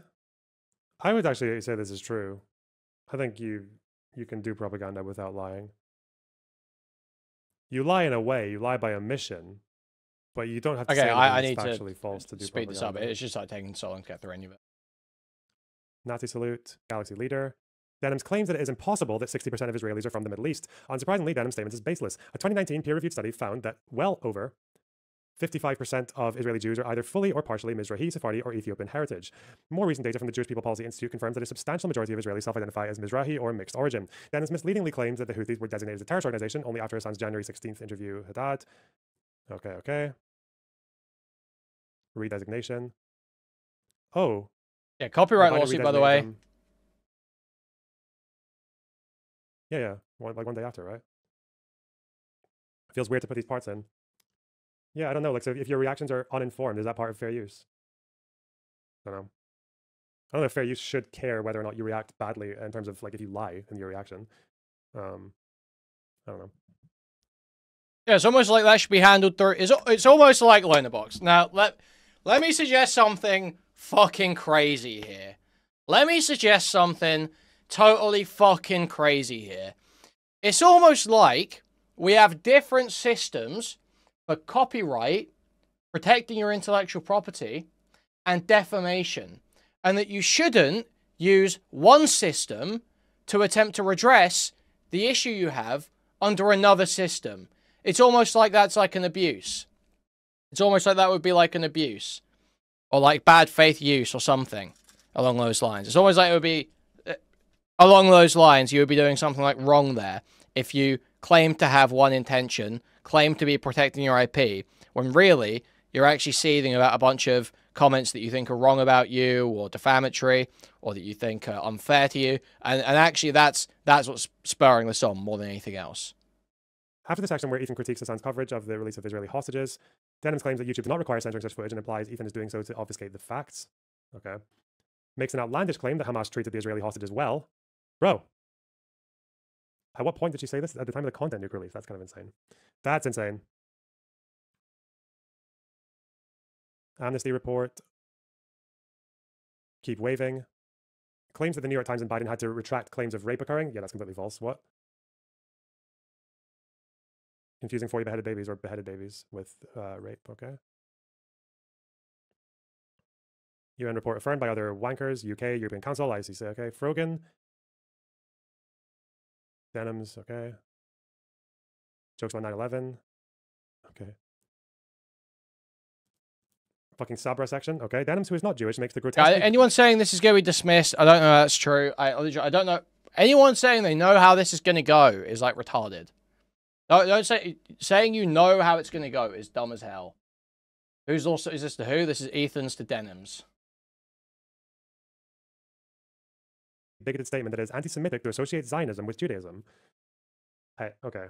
To say that they're the same thing would be false. To associate them, if that's the exact wordage, then yeah, of course they're fucking associated. What do you mean? Jesus. Shortly after, a chapter confronts Denims by explaining that approximately 90% of Jews are Zionists. It's probably less than 90, but majority for sure. Without any substantiation, Denims claimed this was derived from a poll with a sample size of 26, and that 1/3 of Jews think Israel is committing genocide in Gaza. God, is she just getting all her information from like poorly remembered or jumbled up like Twitter headlines? Because I know that the 30% she's referring to is the 30% of fucking Jewish youth, according to one poll, had some sympathy for Hamas. But the same Jewish youth also said that they were Zionists, like the majority of them. So, fuck.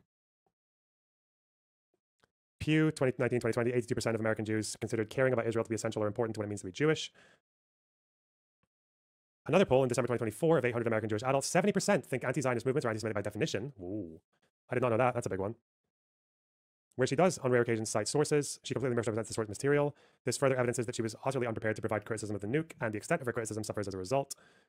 During the section where Ethan discusses the forced expulsion of Mizrahi Jews from Arab countries, Denims makes the maliciously ahistorical assertion that Jews were treated well in Arab countries, even claiming to be well read on the subject. It is evident that Denims fundamentally fails to grasp the horrors Jews endured in Arab countries. For example, Denims claims that Vichy France sent Moroccan Jews to Israel. They absolutely did not. To support her claim, Denims pulls up the Wikipedia article entitled History of Jews. So, bear in mind, throughout the... Apparently, it's not fair use if you don't properly engage with the arguments being made. If you're uninformed or unable to engage with the arguments being made, that's not fair use. So what is it when Nick Diorio spends an entire 6-hour stream watching multiple videos where every 5 seconds he's going, oh, I don't talk about politics, I don't talk about politics, I don't talk about politics, I don't talk about politics, I don't know anything about this. Sand people killing each other over rocks. Morocco, but strategically conceals the Wikipedia article's title. The Wikipedia article refutes her well-read assertion. Vichy France sent Moroccan Jews to Europe to be exterminated and not Israel. Further, it is painfully obvious that Denims either did not read the Wikipedia article or failed to understand it. The article documents 1,000 years of Moroccan Jews being massacred, subjugated under the Dhimmi apartheid system, including forced to pay jizya, wear certain clothing, live in certain areas, employ restrictive modes of transportation, and... So that almost sounds kind of gay, I'm not gonna lie. There's like a gay element to that I'm not entirely comfortable Rape, state-sanctioned abuse, destruction of synagogues, ethnic cleansing, and forced conversion. One of the most tragically absurd episodes documented in the Wikipedia article involved the Sultan finally allowing the Jews of Fez to wear shoes. Oh no. God. So many Jews were slaughtered by the Arab neighbors as a result that the Jews of Fez begged the Sultan to repeal the edict, which he did. Denims makes the incendiary claim that Ethan is scared of Arabic and the Muezzin call. What the fuck? Huh. I didn't make it gay. I'm just calling out Repeatedly glorify what's going terrorism, on. blah, blah, blah, blah. Okay, anti-Semitism carries water for Clancy. Hey, Dan Clancy, oh no. Group viewing session, number of occasions. God, it's very detailed. It's very word count. God.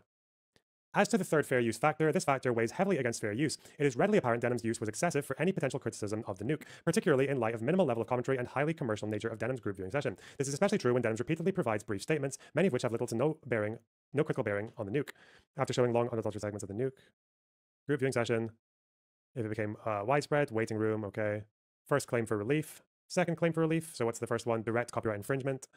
Contributory copyright infringement against the mods. Oh, so what's the first one? Direct copyright infringement. Yeah, so yes, literally. So okay, it is. So first claim for relief for direct copyright infringement against Denims. TEI incorporates by reference the allegations contained in preceding paragraphs, sole copyright holder, whatever. Yeah. In the Countdown episode and the nuke. So it is citing here again and again, despite Ethan not talking about this or any fucking... Like, I don't think he even mentioned the Countdown episode. He just showed a clip that was from the Countdown thing, but never said anything about it. He claimed it was suing over prepared content, irresistible prepared content, that they reacted to immediately. But no, in here, very clearly, Countdown episode. Denim's Access Countdown episode. Contributory copyright infringement against the mods. Oh, prayer for relief. Pray for the... Do they have to do this in America? Pray. Is this like a UK thing as well? Are they using Denims instead of her real name for a reason? Don't know. Huh. Okay. Demands a jury trial. Let's go. God damn it. What a fucking state. Okay. I had someone who was going to jump into the VC, and it's not Spider, but we'll see what Spider's saying too, I guess. Hello, sir. I don't care. Don't want to hear it. Definitely not something I would have done. This one seems like it's stronger, but fuck. Always done. Fuck. Yeah.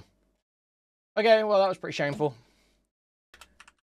All right, let's try Pisco. Let's watch some of Pisco. This made his chat so mad. Yeah, dude, the seething over Pisco having just like a normal take is just like obscene. So we're gonna skip his breakdown of the video. We're just gonna watch the last half hour of this segment he uploaded because that's where all the good shit is from what I saw. You don't care about whether you're a hypocrite. So this is what he starts with, right? Very clear visual here. For this stuff, which do you think XQC more falls in the camp of? The top or the bottom? Clarity of my bro, I want to support you, but these forced attempts at nuance are too painful. Bro, what are you talking about? I'm giving you my real take. If you don't like it because you just want me to what? Regurgitate your fucking opinion at you? That's what you want me to do? Regurgitate for you what you believe. And not actually challenge you and give you my actual take. It's the bottom, all right? And let's see what does Ethan call the bottom type of video, actually. Now, understandably, this made a lot of people angry because why should these content thieves, essentially, get more views than the author of the video, which in a lot of... So he's adopting this position. He's calling them content thieves. People who do the bottom, he's saying this makes people mad, right? These is content thieves. He's calling this situation thievery, the people who do the bottom. And we've just acknowledged that XQC fits the bottom. A lot of cases was happening. I mean, people don't like injustice, and we all see this, and no, it's not. He calls it injustice. He says people who do the... I think this is Pisco just having a free mind. I think this is just him off of the plantation a bit, you know? Couple months off the plantation, he's approaching life with a fresh mindset. To be fair, even when he was on the plantation, he would still, you know, hold firm on positions that went against Destiny, right? Even like deeply held DGG narratives. Obviously, he, you know, had like a huge fight with Destiny over the DDoS kid stuff, right? And that's like a very deeply embedded, deeply woven DGG argument and narrative that Destiny was in the right there. That it's fine to go and kill someone for DDoSing you. And he still held that. So I think Pisco's always been, you know, at least more principled than most of the people around there. Maybe not perfect, but... The bottom, what we just showed you, where we know that's what XQC does, he called it, quote, an injustice. Not right. This debate culminated when XQC, one of the prime suspects, called into my show. He calls XQC one of the prime suspects. That is to say, because we all know it, he does that shit. He is a purveyor of that injustice. One of the prime suspects of people doing this kind of shit is XQC. All right? And I'm following Ethan this entire time. You scroll back to this video. I say, yeah, Ethan has this history, this pattern. He's base. I believe him when he says this stuff.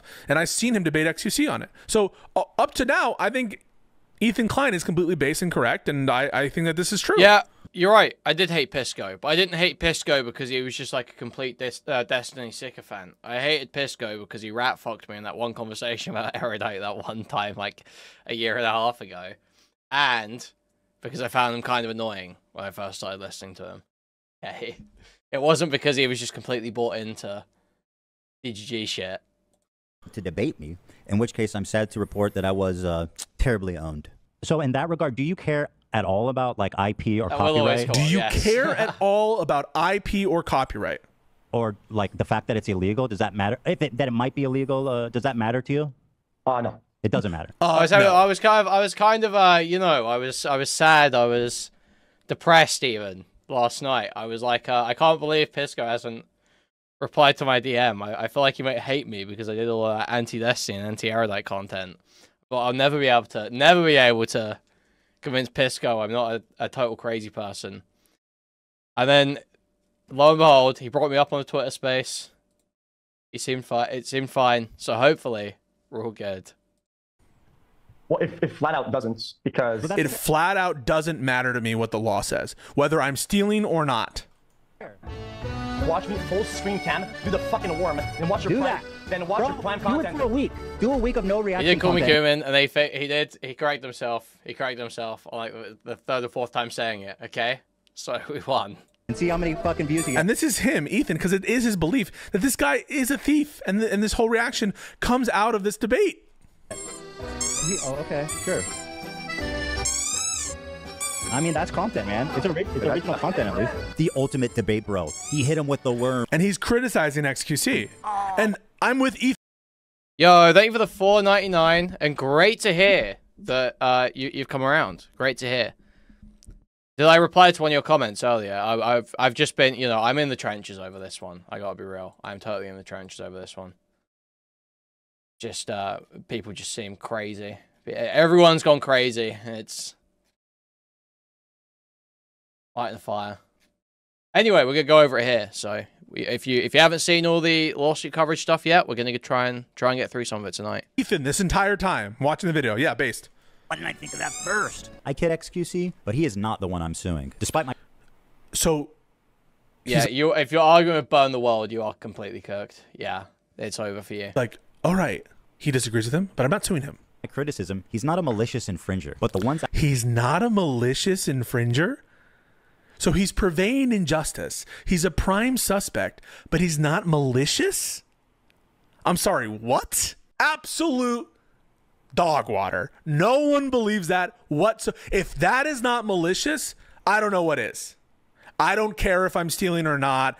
Fuck IP, fuck the law. And you've heard him say much worse than that. He's not a malicious infringer? Well, then everything you said about... it's just like totally delusional to say this isn't malicious copyright infringement. Like XQC has repeatedly said that he knows exactly what he's doing and does not care who it hurts, does not care what it violates. It is just that is malice. That is malice. About injustice here, no one can believe you. You called this an injustice. Hang on, you called this an injustice. You said it was an injustice. He purveys the injustice. He doesn't care that he's doing it. And that's not malicious. He's not a malicious infringer. That is complete bullshit. And then, where does he do it? Let's see. People like Hassan reacting to entire TV shows on stream. My fear is that Sony or Disney comes along, sues everybody, and sets a devastating... Straight right. We were just looking at a Reddit thread about you. The r/Destiny is very upset that you dare suggest that there will always be crazy people online who will do crazy things, and you shouldn't give them material to do it with. That could endanger our entire field. Now, that's his fear. His fear is that Disney and Sony come in and do a lawsuit that fucks with all of their rights. That's what he wants you to believe. So you tell me, what is more likely to trigger a lawsuit from Sony or Disney? The kind of shit that XQC does, or the kind of shit that Frogan et al. Just do? You tell me. XQC is bigger. XQC reacts to more mainstream stuff. Dude, it's like so crazy. Like even just the suggestion that this is like a concern. Like, oh, you guys don't. If this carries on, you're gonna get the attention of big companies, and it's gonna be over then. Dude, did we not have this drama 4 years ago? They were all reacting to mainstream TV shows on Twitch all day, every day. And nothing has happened. And they've still been doing roughly that. They get DMCA'd sometimes. They catch bans if a company catches wind of it. But there isn't like this huge move to make precedent-setting lawsuits go through and get like a broad change for this. They just, you know, whack-a-mole, hit them if there's a problem, and probably get some kind of like ancillary or second order benefit from the promotion or something, so they just don't care that much. So the idea that they let this go on for like the whole last 5 years, but no, now now Ethan has to step in. Ethan has to step in to preempt a Disney or Sony lawsuit. It's like absurd on the face of it. Iro, okay, we'll try and do some Tommy C today. Okay, we'll try and do some Tommy C today. You're right, I should keep up with the Tommy C. That alone. So if you were actually concerned with the state of the reaction community and fear of chilling lawsuits from these big bad guys, we would be trying to police our own, the worst offenders. And the worst offenders absolutely includes XQC and friends. Fucking owned, all of you guys. Destroyed, demolished. That said, these people are like very clearly infringers. Let's take a look at the lawsuit real quick. I don't have a problem with him suing them at all. Oh, they actually included the Nightmare on Denham Street. This is... oh my god. It's funny, but it's cringe. This lawsuit is about ending the practice of lazy reaction videos. Dude! Okay, so complete vindication for me. That's not what this lawsuit's about. That's not what this lawsuit's about. So I'm completely vindicated. He is... Here's the thing as well, right? This is something that obviously... I mentioned this on Kick briefly last night. Obviously, there's no way of proving this. Pure speculation. Totally no way of knowing. It's like actually disgusting if Ethan ends up trying to get a non-disparagement agreement out of a settlement. That would be like genuinely so gross. I don't know if that's going to happen. No specific evidence to suggest that will happen. Just like a vibe like that could happen. And holy fuck, that would be disgusting. It's like... yeah, I feel like people are just totally insane to be full-throatedly supporting this. It's just absurd. I don't know if he's asking for retraction. I don't know what they're doing right now. Yeah, people would still defend it. Sorry, I was changing my title. I kept getting distracted. Tommy Z versus Chud. Second thing. Okay. To be a savior. He has a savior complex. It's the first sentence. So everyone can absolutely give me props for being completely right. If that's what this lawsuit was about, you would say, I'm not suing XQC because the cases are better against them, but XQC is part of the problem, right? You don't even have to sue XQC. I'm not even saying sue XQC. I'm saying you have to identify XQC as part of the problem. You can't say XQC is not part of the problem. You have to say XQC is part of the problem. Over 7 years ago, the owners of Plaintiff TED Entertainment... Yeah, exactly. It's so obvious that Ethan has deliberately excluded Asmongold and XQC and people like that, not because he doesn't think they're legitimate targets or whatever, but because by excluding them, he shores up his position with the public. XQC and Asmongold will not be on his side if he goes after them. If he says in his thing that they're terrible people. So he said, they're not that bad. They're not like the others. They're not like Denham's, Frogan, etc. They're not like them. They're the good ones. Even though that doesn't make any sense with the standards he's laid out. It's transparent as fuck. Establish a legal standard for fair use reaction videos in Hassan Dies. Yeah, we really appreciate that. TED Entertainment. As a genre, reaction videos... The thing is that them being able to fight doesn't actually matter. The fact that they would be able to fight the lawsuit, that's not actually very relevant. Because Ethan's claim is he wants to, like, change the ecosystem, right? So it would be fine if you were going after a change in the ecosystem to pick the easiest targets, right? So these may well be and seem to be the easiest targets for lawsuits. So that's reasonable. So it's fine to target them with your lawsuits if you want a change to be brought about. However, you can't, in your video, reserve condemnation for the other people. That makes it blatant to the audience, to anyone listening, to anyone with a fucking brain that they're choosing to use on that day, that you're excluding them because they have public support that you want to benefit from. Not because of any moral standard. Very widely. Bro, where are the pin sites? Where are the pin sites? You don't pin site the quote? Uh-oh. That's going to trigger me. Reaction videos like quote like the Klein video that interpose short segments, emphasis added, constitute fair use. Wait a second. Where's the pin sites? Yeah, So he says about the malicious stuff as if it matters to the copyright when it like totally doesn't. There is no part of fair use that relies on like a statement of intent or Like, people, basically the idea is that because they said this is a market substitute, in other words, that means it is a market substitute. But that's not how that works. To determine if something's a market substitute, you would have to do like a more objective analysis of it. You'd have to come to a determination about, you know, and obviously it totally may well be the case that this is a market substitute. It was distributed on similar platforms at a similar time. And you could totally see it. However, the stated intent isn't actually very relevant at all. You saying, don't go watch that, watch this, doesn't actually have a bearing on whether it's a market replacement. You can say, don't go watch that, watch this. That's fine. Citation's fucked. They're not blue booking. Did they italicize this period? I can't tell. If not, point deducted. The problem here with having this is you don't know what's emphasis added, what's not, right? Is emphasis added just for this? Is emphasis added just for that? So really, really shitty citations in terms of the format of the citations, in my opinion. This case involves a group viewing session hosted by defendants. I agree with that. The moderators heavily promoted this. Yes, true. Badly formatted footnote. They profited, like most lazy reaction videos. Dude, Flow Artifact, thank you so much. This is what I was trying to say to Supreme the other night. It's like, the idea that you are sitting there, you are concerned, and dude, I'm really worried about this React content meta. I think it's stifling original creativity and making it so that there's no protections on original ideas and causing people to make the lowest effort slop possible at insane rates. Well, AI is just like going totally fucking rampant, like constantly. Like no one's moving to stop that.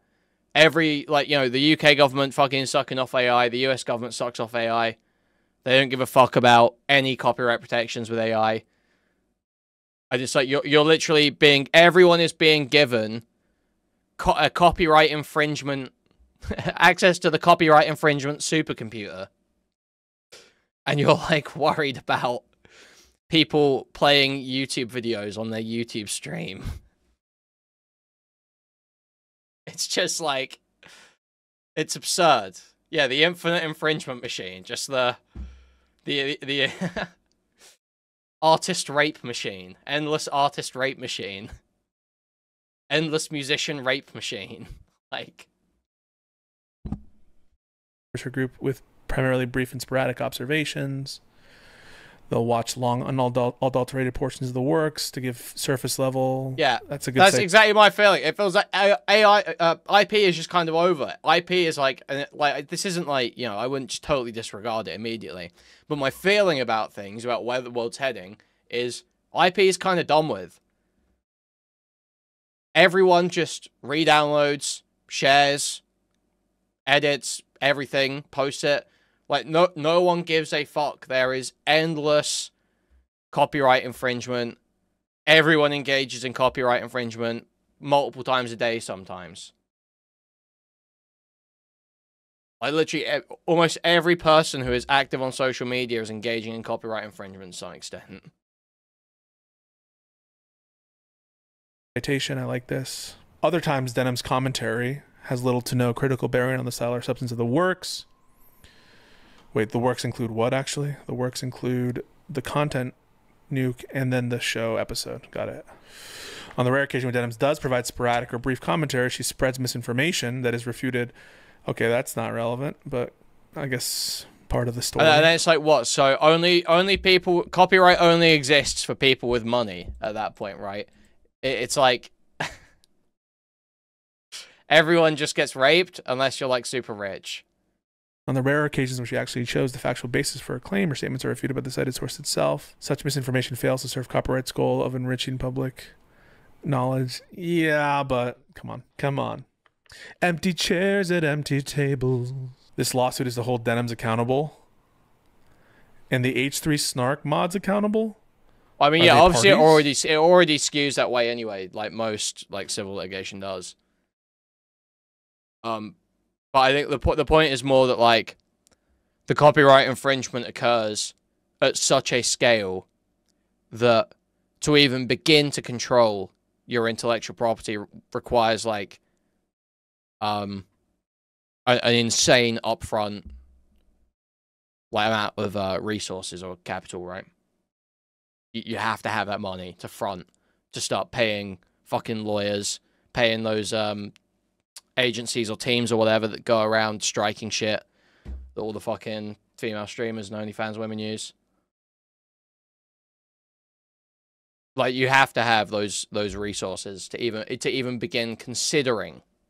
And it's like such a, you know, huge fucking cliff to get up to get to the point where you've got the resources to even start doing that. It's like absurd. Oh, they are parties. Yo, actually sued the Reddit mods. Insane. Hilarious. Ethan would know a thing or two about how expensive it can be. I'd say it happened to him a couple times, actually. Right? Happened to him a couple times. Suing the Reddit mods. Good. What was he saying about Ryan Kavanaugh the other day? He was saying, Ryan Kavanaugh is a great man, and guys, I really can't disparage him. The alt-left's answer to Kellyanne Conway. Guys, not in your fucking complaint. Save it for the stream. So unprofessional. This is formatted so shittily. Again, these are fucking nitpicks. You guys can get mad. This is my reaction. Shocking. The alt-left's answer to Kellyanne Conway. Denims. This is also false. No one knows who this person is outside. Yeah, using the term alt-left in your fucking legal filings. Who the fuck is saying alt-left, man? Out of the online sphere. Denim's LARPs as a revolutionary from the... Okay, now I'm starting to... This is an unhinged filing. It probably will pass a motion to dismiss because it's almost certainly infringement. But it's unhinged. It's actually more professional than some of the president EOs. It's actually more professional than our president's filings as well. How did a serious lawyer write this? Because they wanted to meme, I guess. No, I think this, Lycan, I think that this will go someplace. I don't think this is a dead case at all. I think that this is a very good case of infringement. You don't need to do this, but it's because part of this is PR and part of this is legal filing. But I don't think that this kind of... I haven't actually verified that. Is it actually true that this guy's, the lawyer is like a settler? Maybe you can motion to strike it because it's so, like, unneeded, but even then, lawyers are given quite a bit of leeway in terms of how they want to characterize things. And so I think it's very unprofessional. You know, maybe it's effective in this day and age to, like, type like an unhinged person. She's a prolific purveyor of misinformation and speaks with great confidence on topics where her knowledge leaves much to be desired. This feels like Ethan wrote that line. Denims repeatedly inserts herself into public controversies by employing poor judgment, knee-jerk contrarianism, and a consistent impulse to defend the indefensible, including copyright infringement, terrorism, and extreme... This is so cringe. Stick to the fucking case, guys. This is so cringe. Denims is one of the most loyal and ardent defenders of Hassan Piker, the most prominent alt-left streamer on Twitch. Much like Scientologists engage in fair game. You cited Wikipedia for fair game definition? Why do you need to do this simile? This is shocking. Denims ruthlessly attacks with reckless abandon. It's just a way of getting, like, it feels like a lot of this is just a way of getting essentially a hit piece on record. It's like putting it in legal filings to just smear Denims. Who disagrees with her or Hassan. She parrots Hassan's style, rhetoric, and content strategy. You should strike these. This is so... None of this is factually relevant. Yeah. As such, she has assumed a leading role in Hassan's, quote, waiting room, a collective of streamers who cultishly follow Hassan and parasitically leech off of his audience by streaming before and after him. Denims read Osama bin Laden's letter to America. She frequently expressed... What does that have to do with infringement of your content nuke video? All of this shit should be stricken. This is getting to the point, I think, of being like, I don't know if it's sanctionable, probably not, but insane. Balenciaga, BDSM. I feel like, listen, I'm like a total retard layman. My vibe on it, my feeling is that it should be fucking sanctionable or something, to be honest. Like, it's literally like 60 pages of this are like totally irrelevant, just rambling about how, oh, these stupid lefties are disgusting terrorists supporting anti-Semite Nazis. It's like, okay. So bad of a filing. Imagine you're reading this and you have no idea who the fuck these people are. You're just like, isn't this an infringement case? This is such a shitty filing so far. Her prior beliefs, her beliefs about infringement, they're not at issue in the case. I just don't know what it matters. My chat is triggered. Would adding the irrelevant commentary upset a judge? I think it might, yeah. Imagine you're a judge, like an old boomer, 80-year-old judge trying to follow this. It's just fucking mess. Just stick to the video. There is this video. Ethan, I registered the video. On this day, this has happened. On this day, this happened. This is what the video does. This is what the reaction is. The reaction was done on the same day. Like, why are we starting with, like, the Kellyanne Conway? It's just, it would piss me off reading it if I'm a judge. Now, I know some of these people, but, like, imagine you don't know who Shoe on Head is. You don't know what Balenciaga is. You don't know why Ariel Sharon matters to this infringement case. You don't. Dude, they should cite the tomfoolery video about the Balenciaga drama. That's what they should cite. They should cite the tomfoolery documentary about the Balenciaga drama. That's the best source. Don't know what the Osama bin Laden, like, it's just very tough to follow if you're not terminally online. And also, I have to say, in my opinion, irrelevant.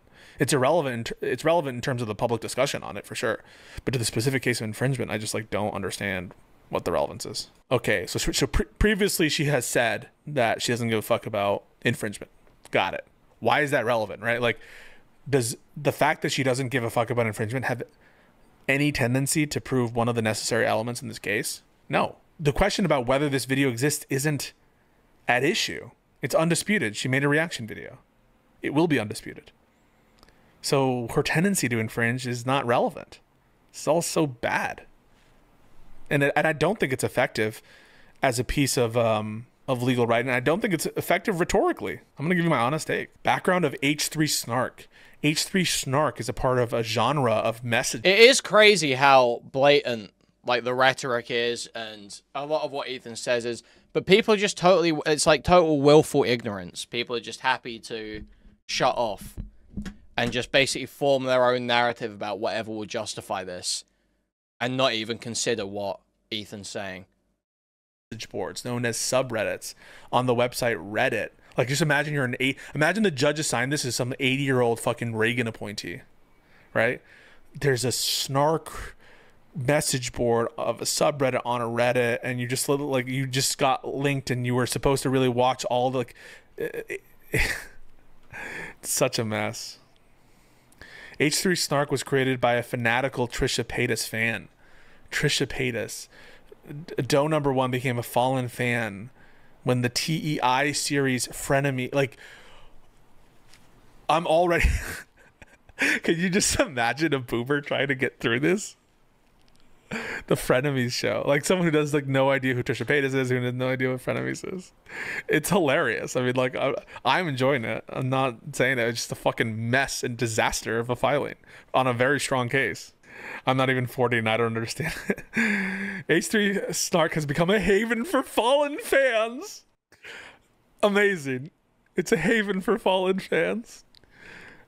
The average viewer would move on with their lives after. This is Trump. This is literally, maybe this is what the left needs to do to become more effective, is to turn into Trump. This is how Trump talks.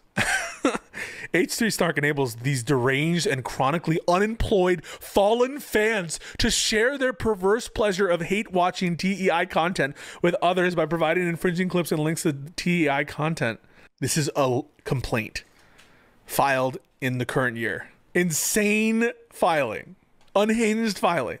On a very strong... So here's the thing, is like, this is all crazy, but it's sort of like just crazy, if you know what I mean. I feel like Pisco doesn't even get to like the worst stuff I've seen from this suit. Because like a lot of it is in like the later portions where they're arguing that, yeah, that Denims is uninformed and spreads misinformation, therefore her commentary isn't transformative. And that's like total bullshit. That is like, that is literally like, if that is used to substantiate the lack of fair use, that's like a terrible thing that's happening there. Like, you should not... Did I say cool? What are you saying cool? Did I say cool? The filing, I mean, if I said cool. Like, if that is used to substantiate the idea that something isn't fair use, That's like an awful criteria to set.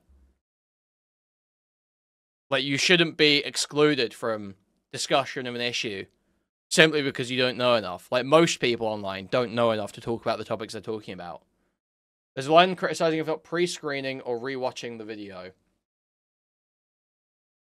Yeah, like I can kind of understand. So, what are the 4 facts again? So one of the factors, the amount and substantiality of the portion used.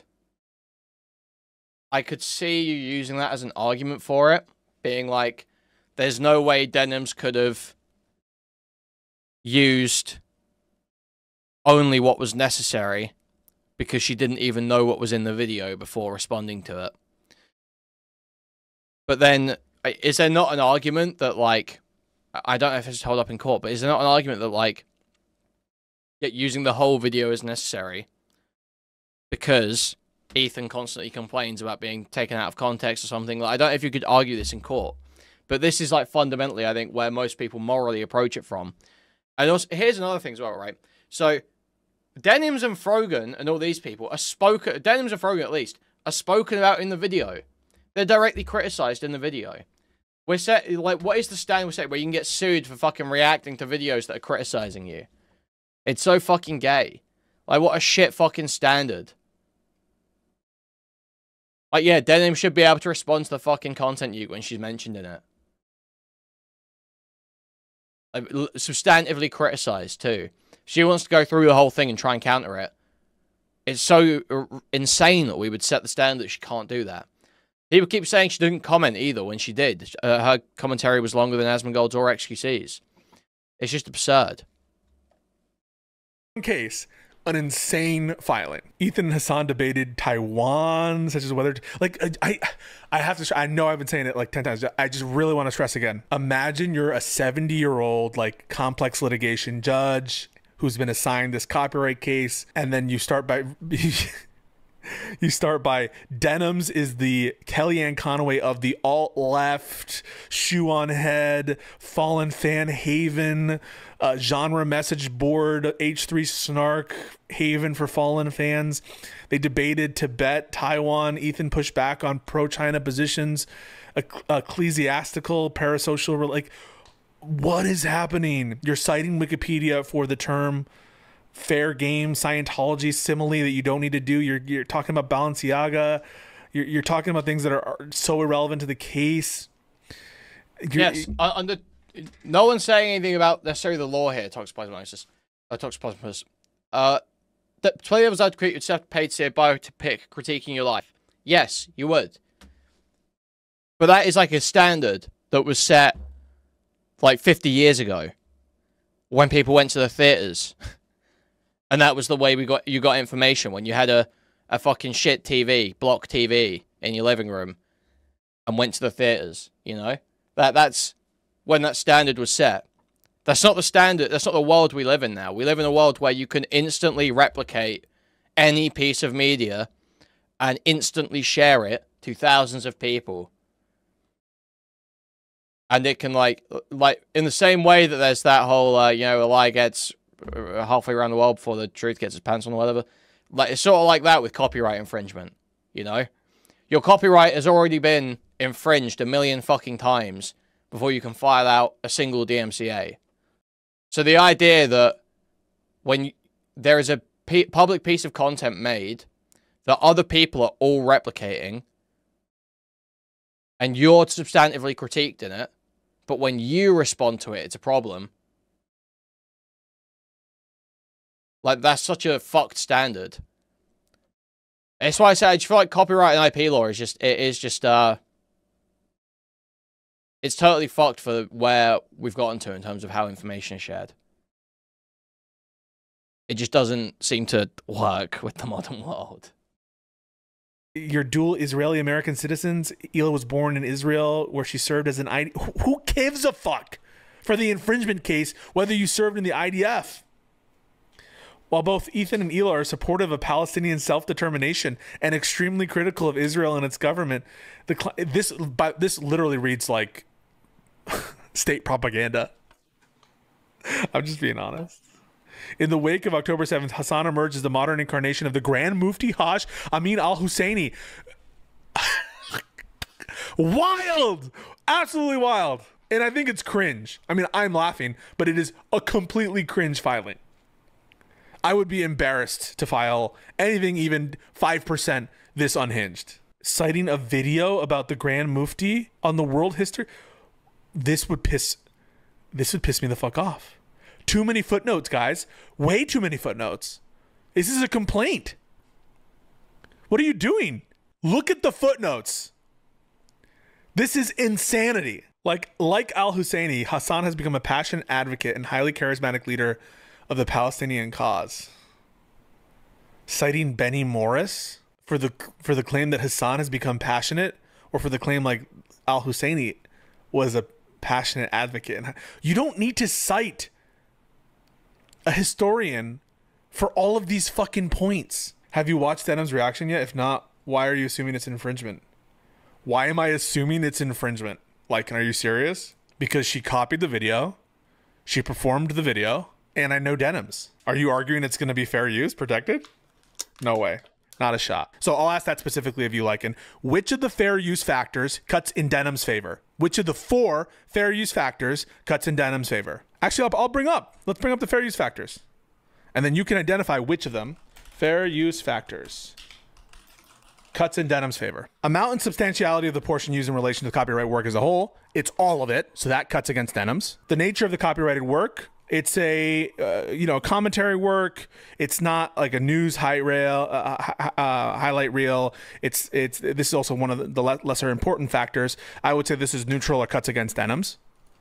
This is in many ways it's a dramatic work. There's some factual components to it, and so at best it's neutral, but I think it cuts against Denham's, if I'm being honest. It's literally intended to be and is served as a potential market substitute, so that cuts against Denham's. The purpose and character of the use, is it transformative? No, it's sparse commentary. So please, which of these factors cuts in Denham's favor? Sparse commentary, where you lose me because that's not actually true. Okay, on that, I will admit, having not seen the Denham's reaction video, I'm relying on Ethan's characterizations to say it's sparse. I will admit that, and I could be wrong about that. So I could be wrong on fair use for that specific factor if in fact it wasn't sparse commentary. But given the fact that she's leaving at times, and maybe I'm conflating the reaction video versus the prepared video versus the stream, then you're just moving which of the copyrighted works is whatever, So that would be factor 1, but every other factor cuts against her heavily, in my opinion. Separately, I'll try to find the fucking Denham's reaction video since you're gonna call me on it, and I'll try to see if I consider it to be sparse.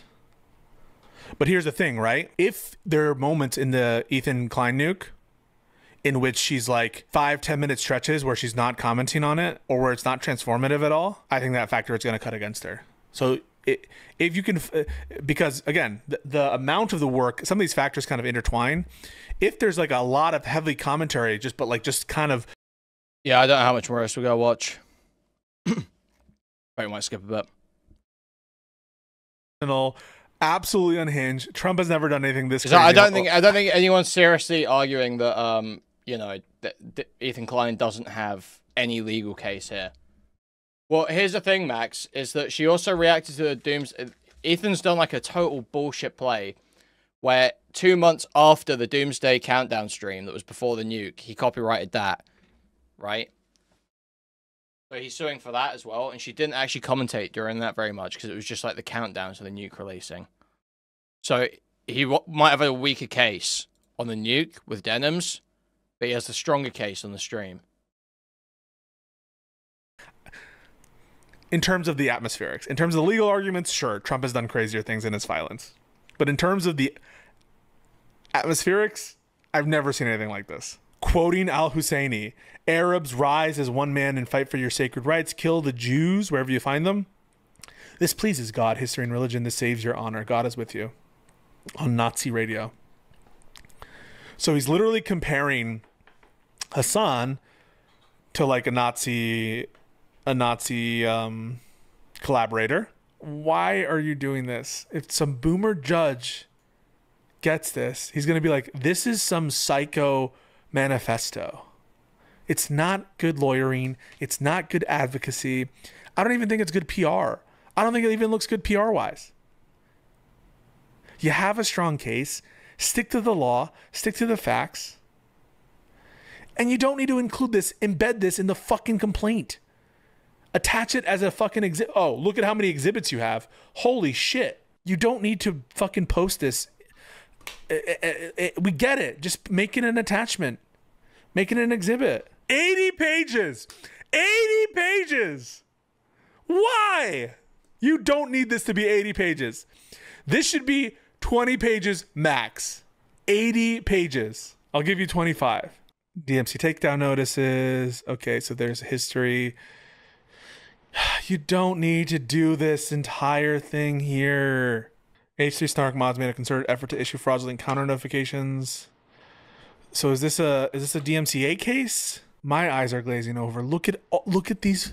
Dude. Look at it's just raw URLs of Reddit fucking threads and YouTube links. You fucked up the sizing here on footnote 33. This is a size down from the size of the font here. The text isn't aligned. The spacing is shocking. You went to the Copyright Office. You deposited it with the United States Copyright Office. Okay. The Nuke is a tragicomic documentary critiquing Hassan and Twitch. It contains... See, that's not true, is it? It's not a tragicomic documentary. The Nuke is actually, I believe, a better way of describing the content nuke would actually be a reaction video. I think that would actually better describe the content nuke. Because if you don't forget, if you don't remember rather, the Matt Hoss video is actually pretty similar to the content nuke on a smaller scale. In terms of like how it's edited, the type of the content it uses, the way it uses the content. Right? It's like, here's some clips of this guy. Now here's me interjecting to talk about it briefly. Here's some more clips. You know, it is like a traditional reaction video. Of original footage, it contains. But then I feel like that doesn't sound as good in your copyright infringement filing if you admit that it's a reaction video in the first place. Footage. You guys proofread this? At least put it through fucking ChatGPT. The nuke can be. This is too many sections. And so now he's actually he's using this to monologue. So he's monologuing about his concerns. You're like describing the work. You can just make that a paragraph. You don't need to give us the play-by-play. You're citing the UN report. Dan Clancy. Now we're talking about Dan Clancy. This is one of the worst complaints I've ever read. We have someone in the waiting room. Let's see who this is. All right, let's go back to the video. My life.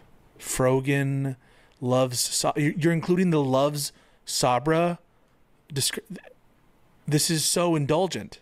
We're at now 35 footnotes on your complaint. Steven made an appearance. Very cool. Hassan. A montage shown of Hassan repeatedly referring to Jews and Israelis as inbred, or laughing at Jews being inbred.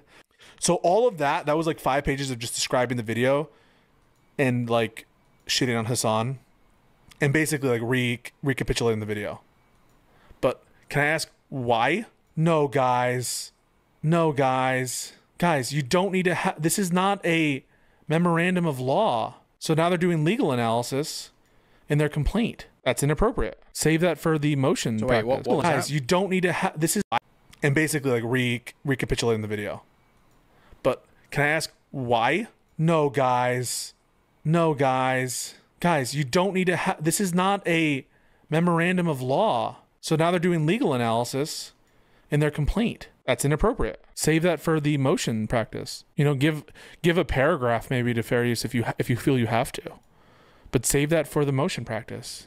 Okay, it seems like a strong case. This complaint is shocking. Beyond the pale. The complaint is so unhinged. It's unreadable. It's way too long. It's unprofessional, inappropriate, wild. Strong case, but this complaint is a bad piece of legal advocacy. It's a bad piece of PR advocacy. So this totally unhinged take from Pisco here, clearly, that is definitely worth spazzing out about on Twitter. How much will the complaint actually affect the chance of H3 winning the case? I don't know. I don't think it will affect it. I think maybe they'll have a motion to strike though, because some of this stuff here is completely inappropriate. Needs more memes. Big picture, I think it's a strong case of infringement. I don't think it's a strong case of fair use. I think there's a neutral reason to target these people, conceivably, and not other people. I think that the case is winnable for sure. I don't think it matters that they set a trap. I don't think it matters that there are other big fish that they're not suing. So all that's big picture. But take a step back, an even bigger picture. The notion that, and this is not even disputable at this point, that H3 is acting like a savior for the fair use community, the reaction community, is so preposterous as to be insulting to my intelligence. And I believe this is just so obvious. I thought this is just the obvious take. And it's so crazy. People are actually willing to, like, debase themselves. Like, embarrass themselves in such a deep way where they pretend to believe that this is the case. They will pretend to believe something so fucking stupid.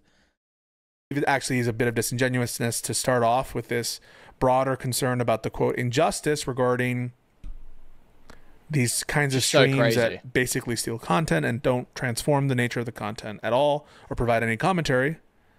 To start with that view, to show XQC be one of the prime suspects, one of the biggest purveyors, and then to try to distinguish and say this is really about helping the reaction community to prevent a kind of a lawsuit from Disney or Sony, that is so disingenuous. And it's just false. It doesn't pass the smell test at all. I resent it. And then second point, the complaint's unhinged. You have a strong case. Just present the case. Don't be a fucking loser idiot.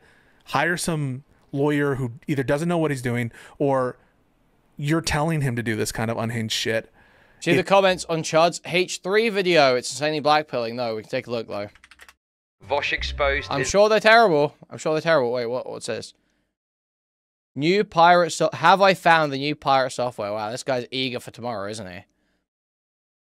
Even if he wait, look, DK's changed the title of the video. Ethan Klein won, guys. He won again. Let's go!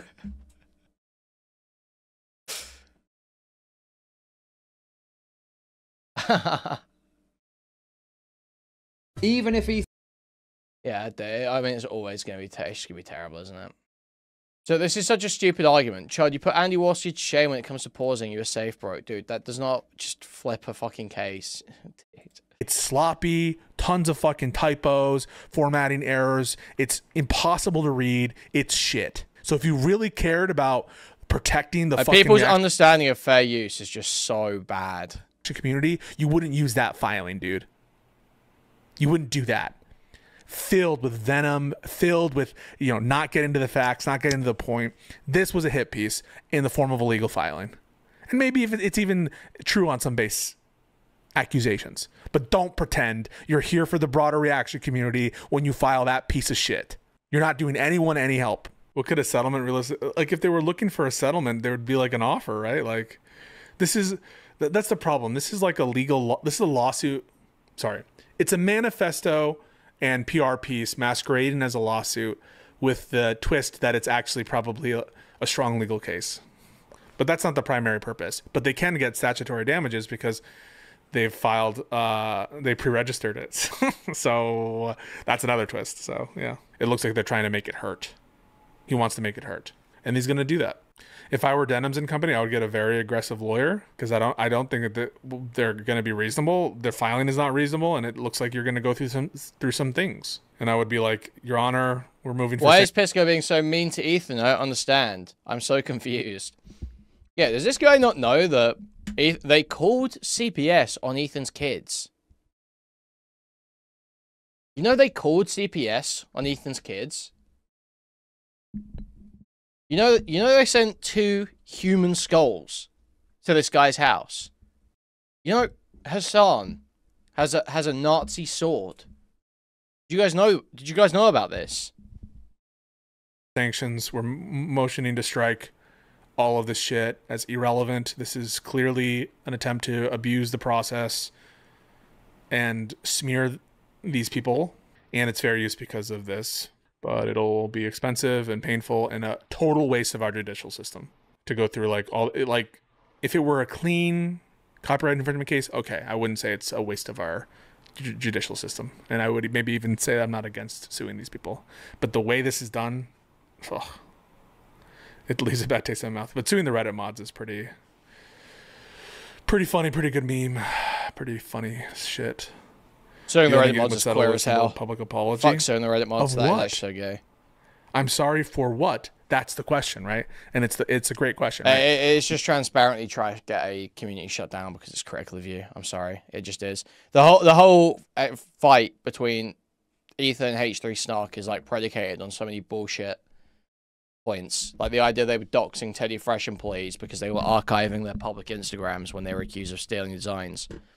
It's like totally absurd. What are they sorry for? What does Ethan want them to be sorry for? He doesn't want them to be sorry for... Thank you for the membership. He doesn't want them to be sorry for copyright infringement. That's not what's going on here. And you have to be very, like, naive to think that that's what they would want apology for. I'm sorry for stealing your video. XQC stole your video. He's not actually mad about that. He's mad about these people because of who they are, not what they did. Or what they did on other stuff, not this. That's it. What do you want to say?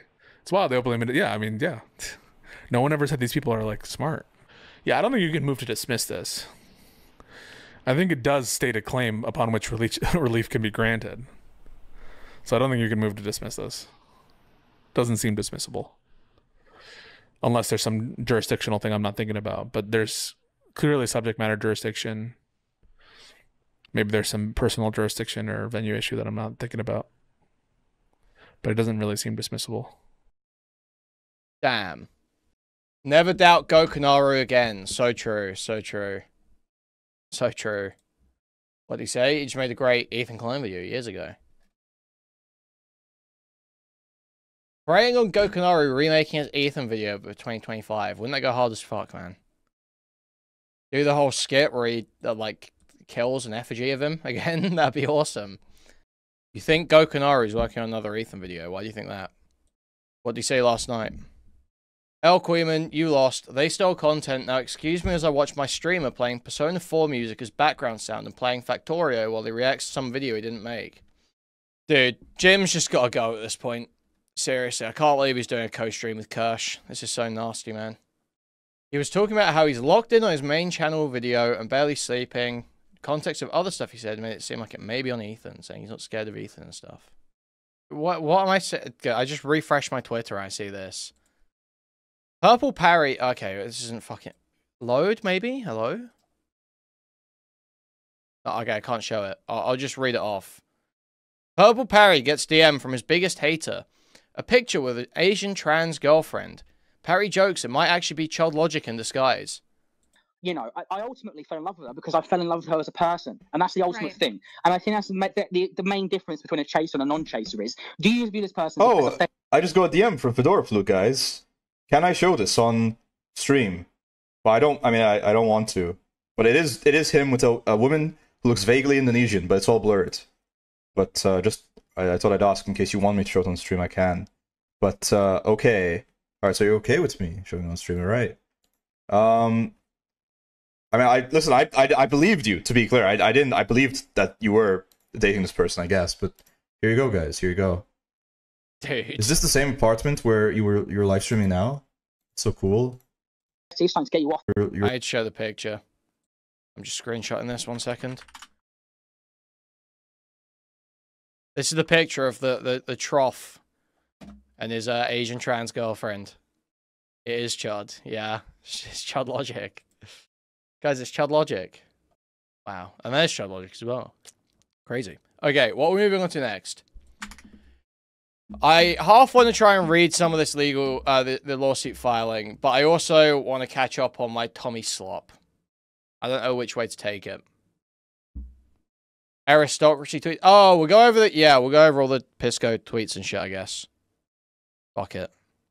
Ethan sticks. Yeah, whoops.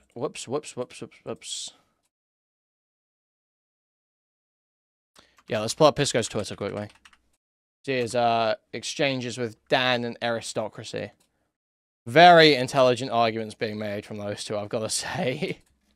Firing on all cylinders. Okay. Let's pull this up on X cancel. Okay. So, Pisco says here, let's have a look. What does he say? So he's talking about Ethan's savior narrative surrounding these lawsuits. He says, he didn't claim he was a savior, people. He literally is claiming his lawsuit to protect the reaction community and to go after lazy reactors while vindicating IP so that Sony and Disney don't end up suing one day. Cope harder. So Eris comes in and says, are you going to critique any of the law set forth in their analysis, or are you just going to kvetch about the introduction? I do not want to hear aristocracy. Aristocracy, of all people. Queen of JN. Claiming other people are kvetching. When she is on Twitter, all day, every day, going, oh, I feel terrible. I'm too terrified to walk to synagogue. I'm too terrified to walk to temple. Oh, there's pogroms in Canada. All day, every day. This is like her Twitter, non-stop. That's like all she talks about. And now she's calling other people, telling other people they're kvetching. You're fucking joking me right now. You're actually taking the piss. So, Pisco replies, I know reading comprehension isn't your strength, but I literally state multiple times in my post and my video that I agree that the videos are infringing. I say it's probably not fair use, and that the complaint is likely not dismissible, but you're too triggered, I get it. So, just people jumping in, desperate to take shots. Where's the other Eris tweet, though? She said something really dumb. She said something really embarrassing. It was very shameful. ReH3. Fine with owners suing to enforce IP against infringement. Even though bad intent or malice, legally/colloquially, are not elements, they can justifiably be grounds to pick targets. But the React Savior stuff is cringe and 100% bullshit. Also, the complaint is dog shit. Didn't you just graduate law school? How much experience do you have in California media law? I find it hilarious that you're so quick to dismiss the complaints as trash when they're written by such a respected and successful attorney. At least counter one of the arguments. California media law. This is federal intellectual property law. This is not California media law. It's not what we're talking about here. I don't even know if that's a thing. Dude. So, Pisco replies to that first tweet here. No, I didn't just graduate law school. I graduated law school in 2021. Your use of the term California media law shows your ignorance. None of the claims arise out of California state law, but federal copyright law. The case Ethan leads with is out of the SDNY, not California, and of course it's applicable because we're dealing with the federal copyright statute. The complaint is trashy because it is too long, uses unprofessional language, includes a memorandum of law on fair use, which is not appropriate at the pleading stage, is replete with irrelevant and probably strikeable allegations, is formatted poorly, contains far too many footnotes, and generally reads like shit. You can attack my bona fides as much as you like, but the complaint is trashy as fuck. And Eris also says, where is it? Also, the complaints challenge your entire worldview, so I'm not surprised you found them personally upsetting. So, like, here's what it's really all about. Again, it's about the personal and political disagreements. Eris, and other people like Eris, see themselves as vindicated if there is a legal case that goes forward that is claiming, like, oh, Denims is a disgusting anti-Semite that wants to wipe out the Jays. They feel vindicated. They want to push those allegations through. They want to feel like those are more substantiated. It's like a Trojan horse for these personal and political disagreements. It's dressed up as if it's a copyright issue. Which, while there is a valid case of infringement there, that's not the intention, it's not the goal, and that's not what is being done. They are pursuing the infringement, but there are a million other things they're loading in there that show their true intentions. Sure, so what was trashy about the Pixie lawsuit? Sell. Go for it. What was trashy about it? In fact, we can pull up Pisco standards. We can pull up what Pisco said about it. Too long. It wasn't too long. It was a reasonable length. The complaint was totally reasonable length. Uses unprofessional language. But I don't remember them using unprofessional language. I know Destiny has been using a term like gaslight in some of his documents, I believe. She was just trash-talking him without making a legal case. Okay, which point was made? So give me an example. What's one point that was made that was just trash-talking him and did not serve the legal case? You have that for me? Yeah, sure. So what other failings were brought up, Michelle? So give me an example. Yeah, my understanding is Pixie's lawsuits aren't perfect. There is like unprofessional writing and they link Reddit posts and stuff like that. It's not great. But it's not the same as this. It's not like trashy in the sense that it's just a smear job disguised as a lawsuit. Sure, Michelle, one example. What are you struggling so much struggling with so much about this? I'm asking you for one example of a specific point made in the lawsuit that was not relevant to a legal case. So give me an example. Gigasso is joking. They're joking, Franklin. What's so hard about this? You have a very strongly held belief, so I'm assuming you've got an example for it. Or have you just watched Destiny's relaying of the information and you've just assumed that it's all terrible? I would be ashamed if I remember the details. Well, come back in 24 hours when you've had time to do some research, okay? Maybe you can even call in. You can even call in if you want to. And we can talk about how Pixie's lawsuit is comparable to Ethan's, okay? That's pretty shameful, isn't it? That's pretty shameful. Out here dick-riding Destiny when you can't even live up to his standard of, if you believe something, you should probably have to give one example. Crazy.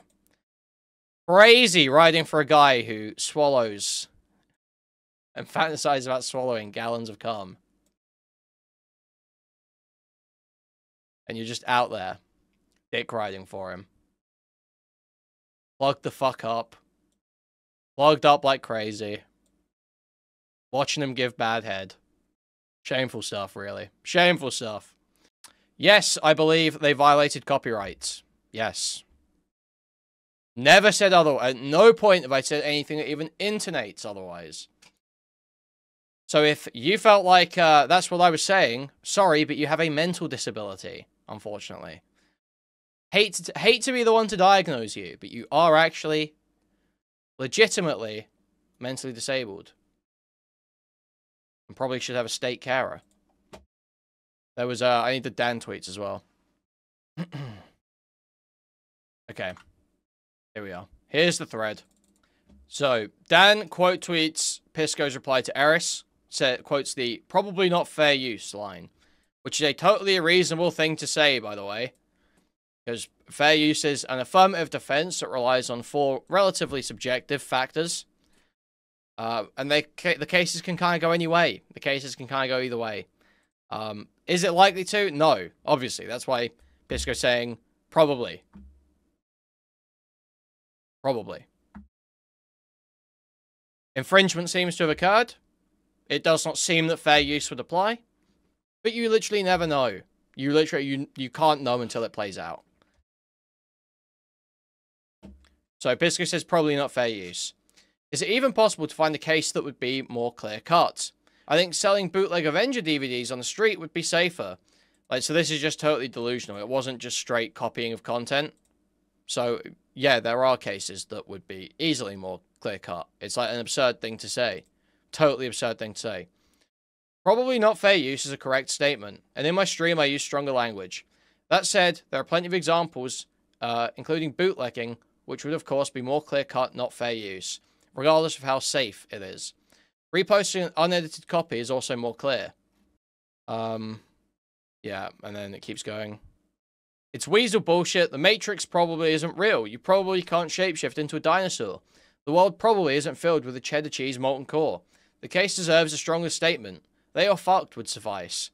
Unhinged. It's not a euphemism. It's a reflection of the inherent unpredictability of lawsuits and fair use specifically, where all we really go on are case law analogies. Sorry you were triggered. I don't use your magic words, though. And then Dan posts the most leftist meme of all time. The most leftist meme of all time. Brother, this is not supposed to have a fucking lawsuit of its own written into it. Okay? 4 paragraphs, Dan? 4 paragraphs for a big dog, little dog meme? What are we doing, dude? The fuck are we doing? Pisco, when the world's most clear-cut case of infringement is shown to him. It's probably not fair use. I can't be sure. Lawsuits are unpredictable. Pisco when Hassan says an unverifiable statement after already being caught lying. I'm 100% proven correct. Epic W victory lap. So, like, he's literally not even following the statements that are being made here. It's, like, just completely retarded.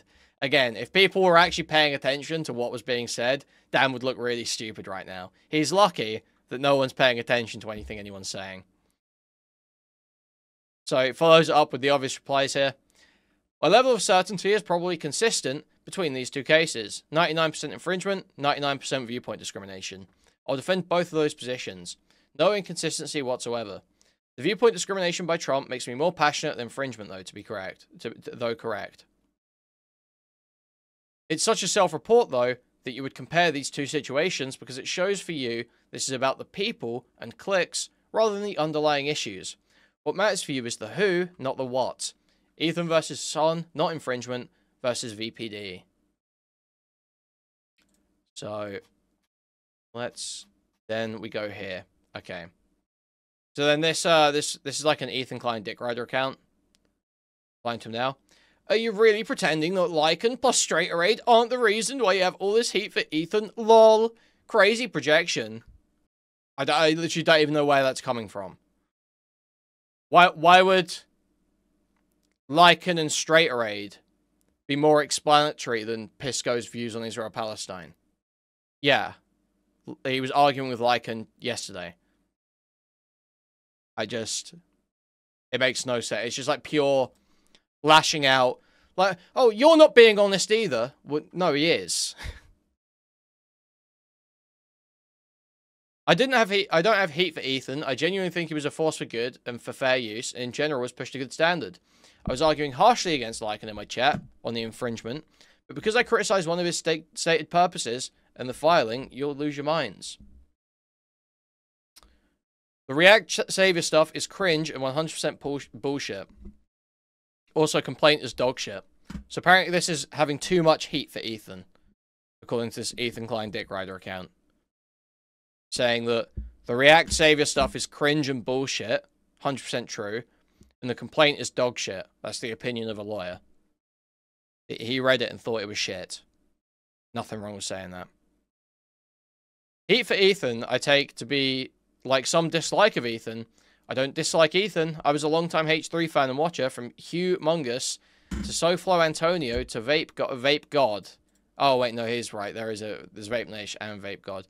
Wow, he's pulling out his H3 credentials. Wow. Wow. Dude, H3 was never that good, seriously. All that stuff is just not that good. Also, if the Humongous stuff happened now, he'd be on the other side of it. He'd be on the other side. If someone was like at an Israel conference and made a joke about Jews or something, he'd be literally cancelling Humongous. He'd be having Humongous dragged through the street. Dragged through the fucking street. The facts and the law are the only thing that matter, yes? No. No. No. Obviously not. Those aren't the only things that matter. No, morality matters. Ethics matter. The effect it will have matters. Simply, is this infringement? Is not the only issue here. No. That's retarded. I know Tysker wants to call him, but he wants to schedule because he thinks he's, like, got any kind of relevance.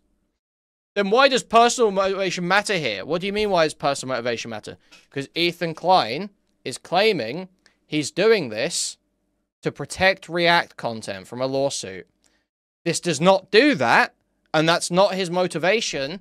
That's a lie he's telling to get people to support something they might not otherwise support. That's why it matters. It wasn't because of Lycan or Erin Lamau, it's because I'm right. I just got sent some log, I think. Where is this? Dude, am I retarded? What chat did someone just post this in? Oh, here. I see it. There we go. There's a DM. So yeah, Destiny's saying in his chat, Lycan / Erin sided with Denims on I/P. So they will side against H3H3 on everything. It's just everyone has some other ulterior motivation except Destiny. Except Destiny. He's being honest, even though this benefits him enormously and is going against people he's hated for years. But everyone else is compromised, of course. Everyone else is compromised. Tyska, literally, this is why I say I think you legit might be mentally disabled. You were in a VC for 3 or 4 hours getting mocked to fuck by that legacy guy for being an annoying spurg who loved the sound of his own voice. There were like 10 people in there. You're like, I don't know how you can... I don't remember. If you don't remember, that's seriously concerning. You were there for like 4 hours getting raped. Like, I don't know how you can keep saying you don't remember this happening. I'll accept your framing. Ethan is lying. So what? So it's not an earnest attempt to protect his IP. It is a malicious attempt to hurt people who are criticizing him.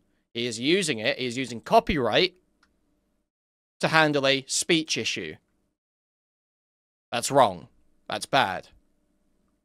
That's bad for free speech. It was not an expectation that you don't react to a video that directly criticizes you.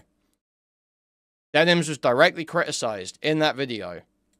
Dude, how is Tom saying that? It's just so crazy seeing people like this. It's just the law. People have always wanted to do this and have done, especially when it's malicious liars stealing the content. Normally it's just grace when one steals content without getting sued. There's no grace people stealing your content to lie, nor should there be. If someone's lying about you, you handle that through defamation. You don't handle that through copyright. Again, this is scum like Tom, who are disgusting malicious liars. Scum like Tom want to be able to abuse this to silence criticism. Like, this is the problem. There is a standard that they all engage in, that you will respond to the full video criticizing you or the full video talking about you or whatever, that all these streamers engage with. They all engage with this standard. We all accept that copyright law is out of date, and we all engage under this standard. And then one person turns around and goes, no, I'm suing you. Because they criticized. Fundamentally. Denims is no more malicious than XQC. Any definition of malice would hit XQC too. But it's about the criticism. It's about the defamation, which he's not suing for. Can you admit to... explain the jump from copyright claiming who admit to maliciously stealing versus copyright claiming any criticism. It's not any criticism. He's not copyright claiming all criticism. What he is doing is copyright claiming or suing the people he thinks he has a good case against who are criticizing him to chill the speech. So the jump happens there. I'll explain it to you. So XQC, Asmongold, all these other people have admitted to maliciously stealing. They knowingly and intentionally violate copyright law, violate IP, commit copyright infringement, knowingly, willingly, for money, do this. That's malice. Okay? Ethan has post hoc justified not only these people, because some of them made vague comments that indicated that they were accepting, like, I think in Frogan's case, it was literally, hi guys, thanks for coming in from the Reddit. That's the level we're at. Because they made statements that vaguely implied the idea of taking away views. But that's not relevant to a copyright case. That's not relevant. Whether they say that they're taking views or not isn't relevant to a copyright case. The pillar that would be referring to of fair use would be creating a market replacement. And in that case, it would be an objective analysis, or I guess subjective, but an attempt at objectivity of like, does this product replace... Oh, my hit piece is premiering. We'll pull it up in a minute. Okay, we'll pull it up in a minute. Does it, or after the Tommy stuff, does this product in the market actually replace the other product? That's what that pillar is about. It's not about whether you say it's a replacement or not, right? You could imagine there could be a fan film that operates completely above the law generally. But someone says, oh, go see the fan film instead of the main studio release. It's way better. Let's say it's a Spider-Man fan film or something. It's like Spider-Man Lotus, the racist one that came out recently.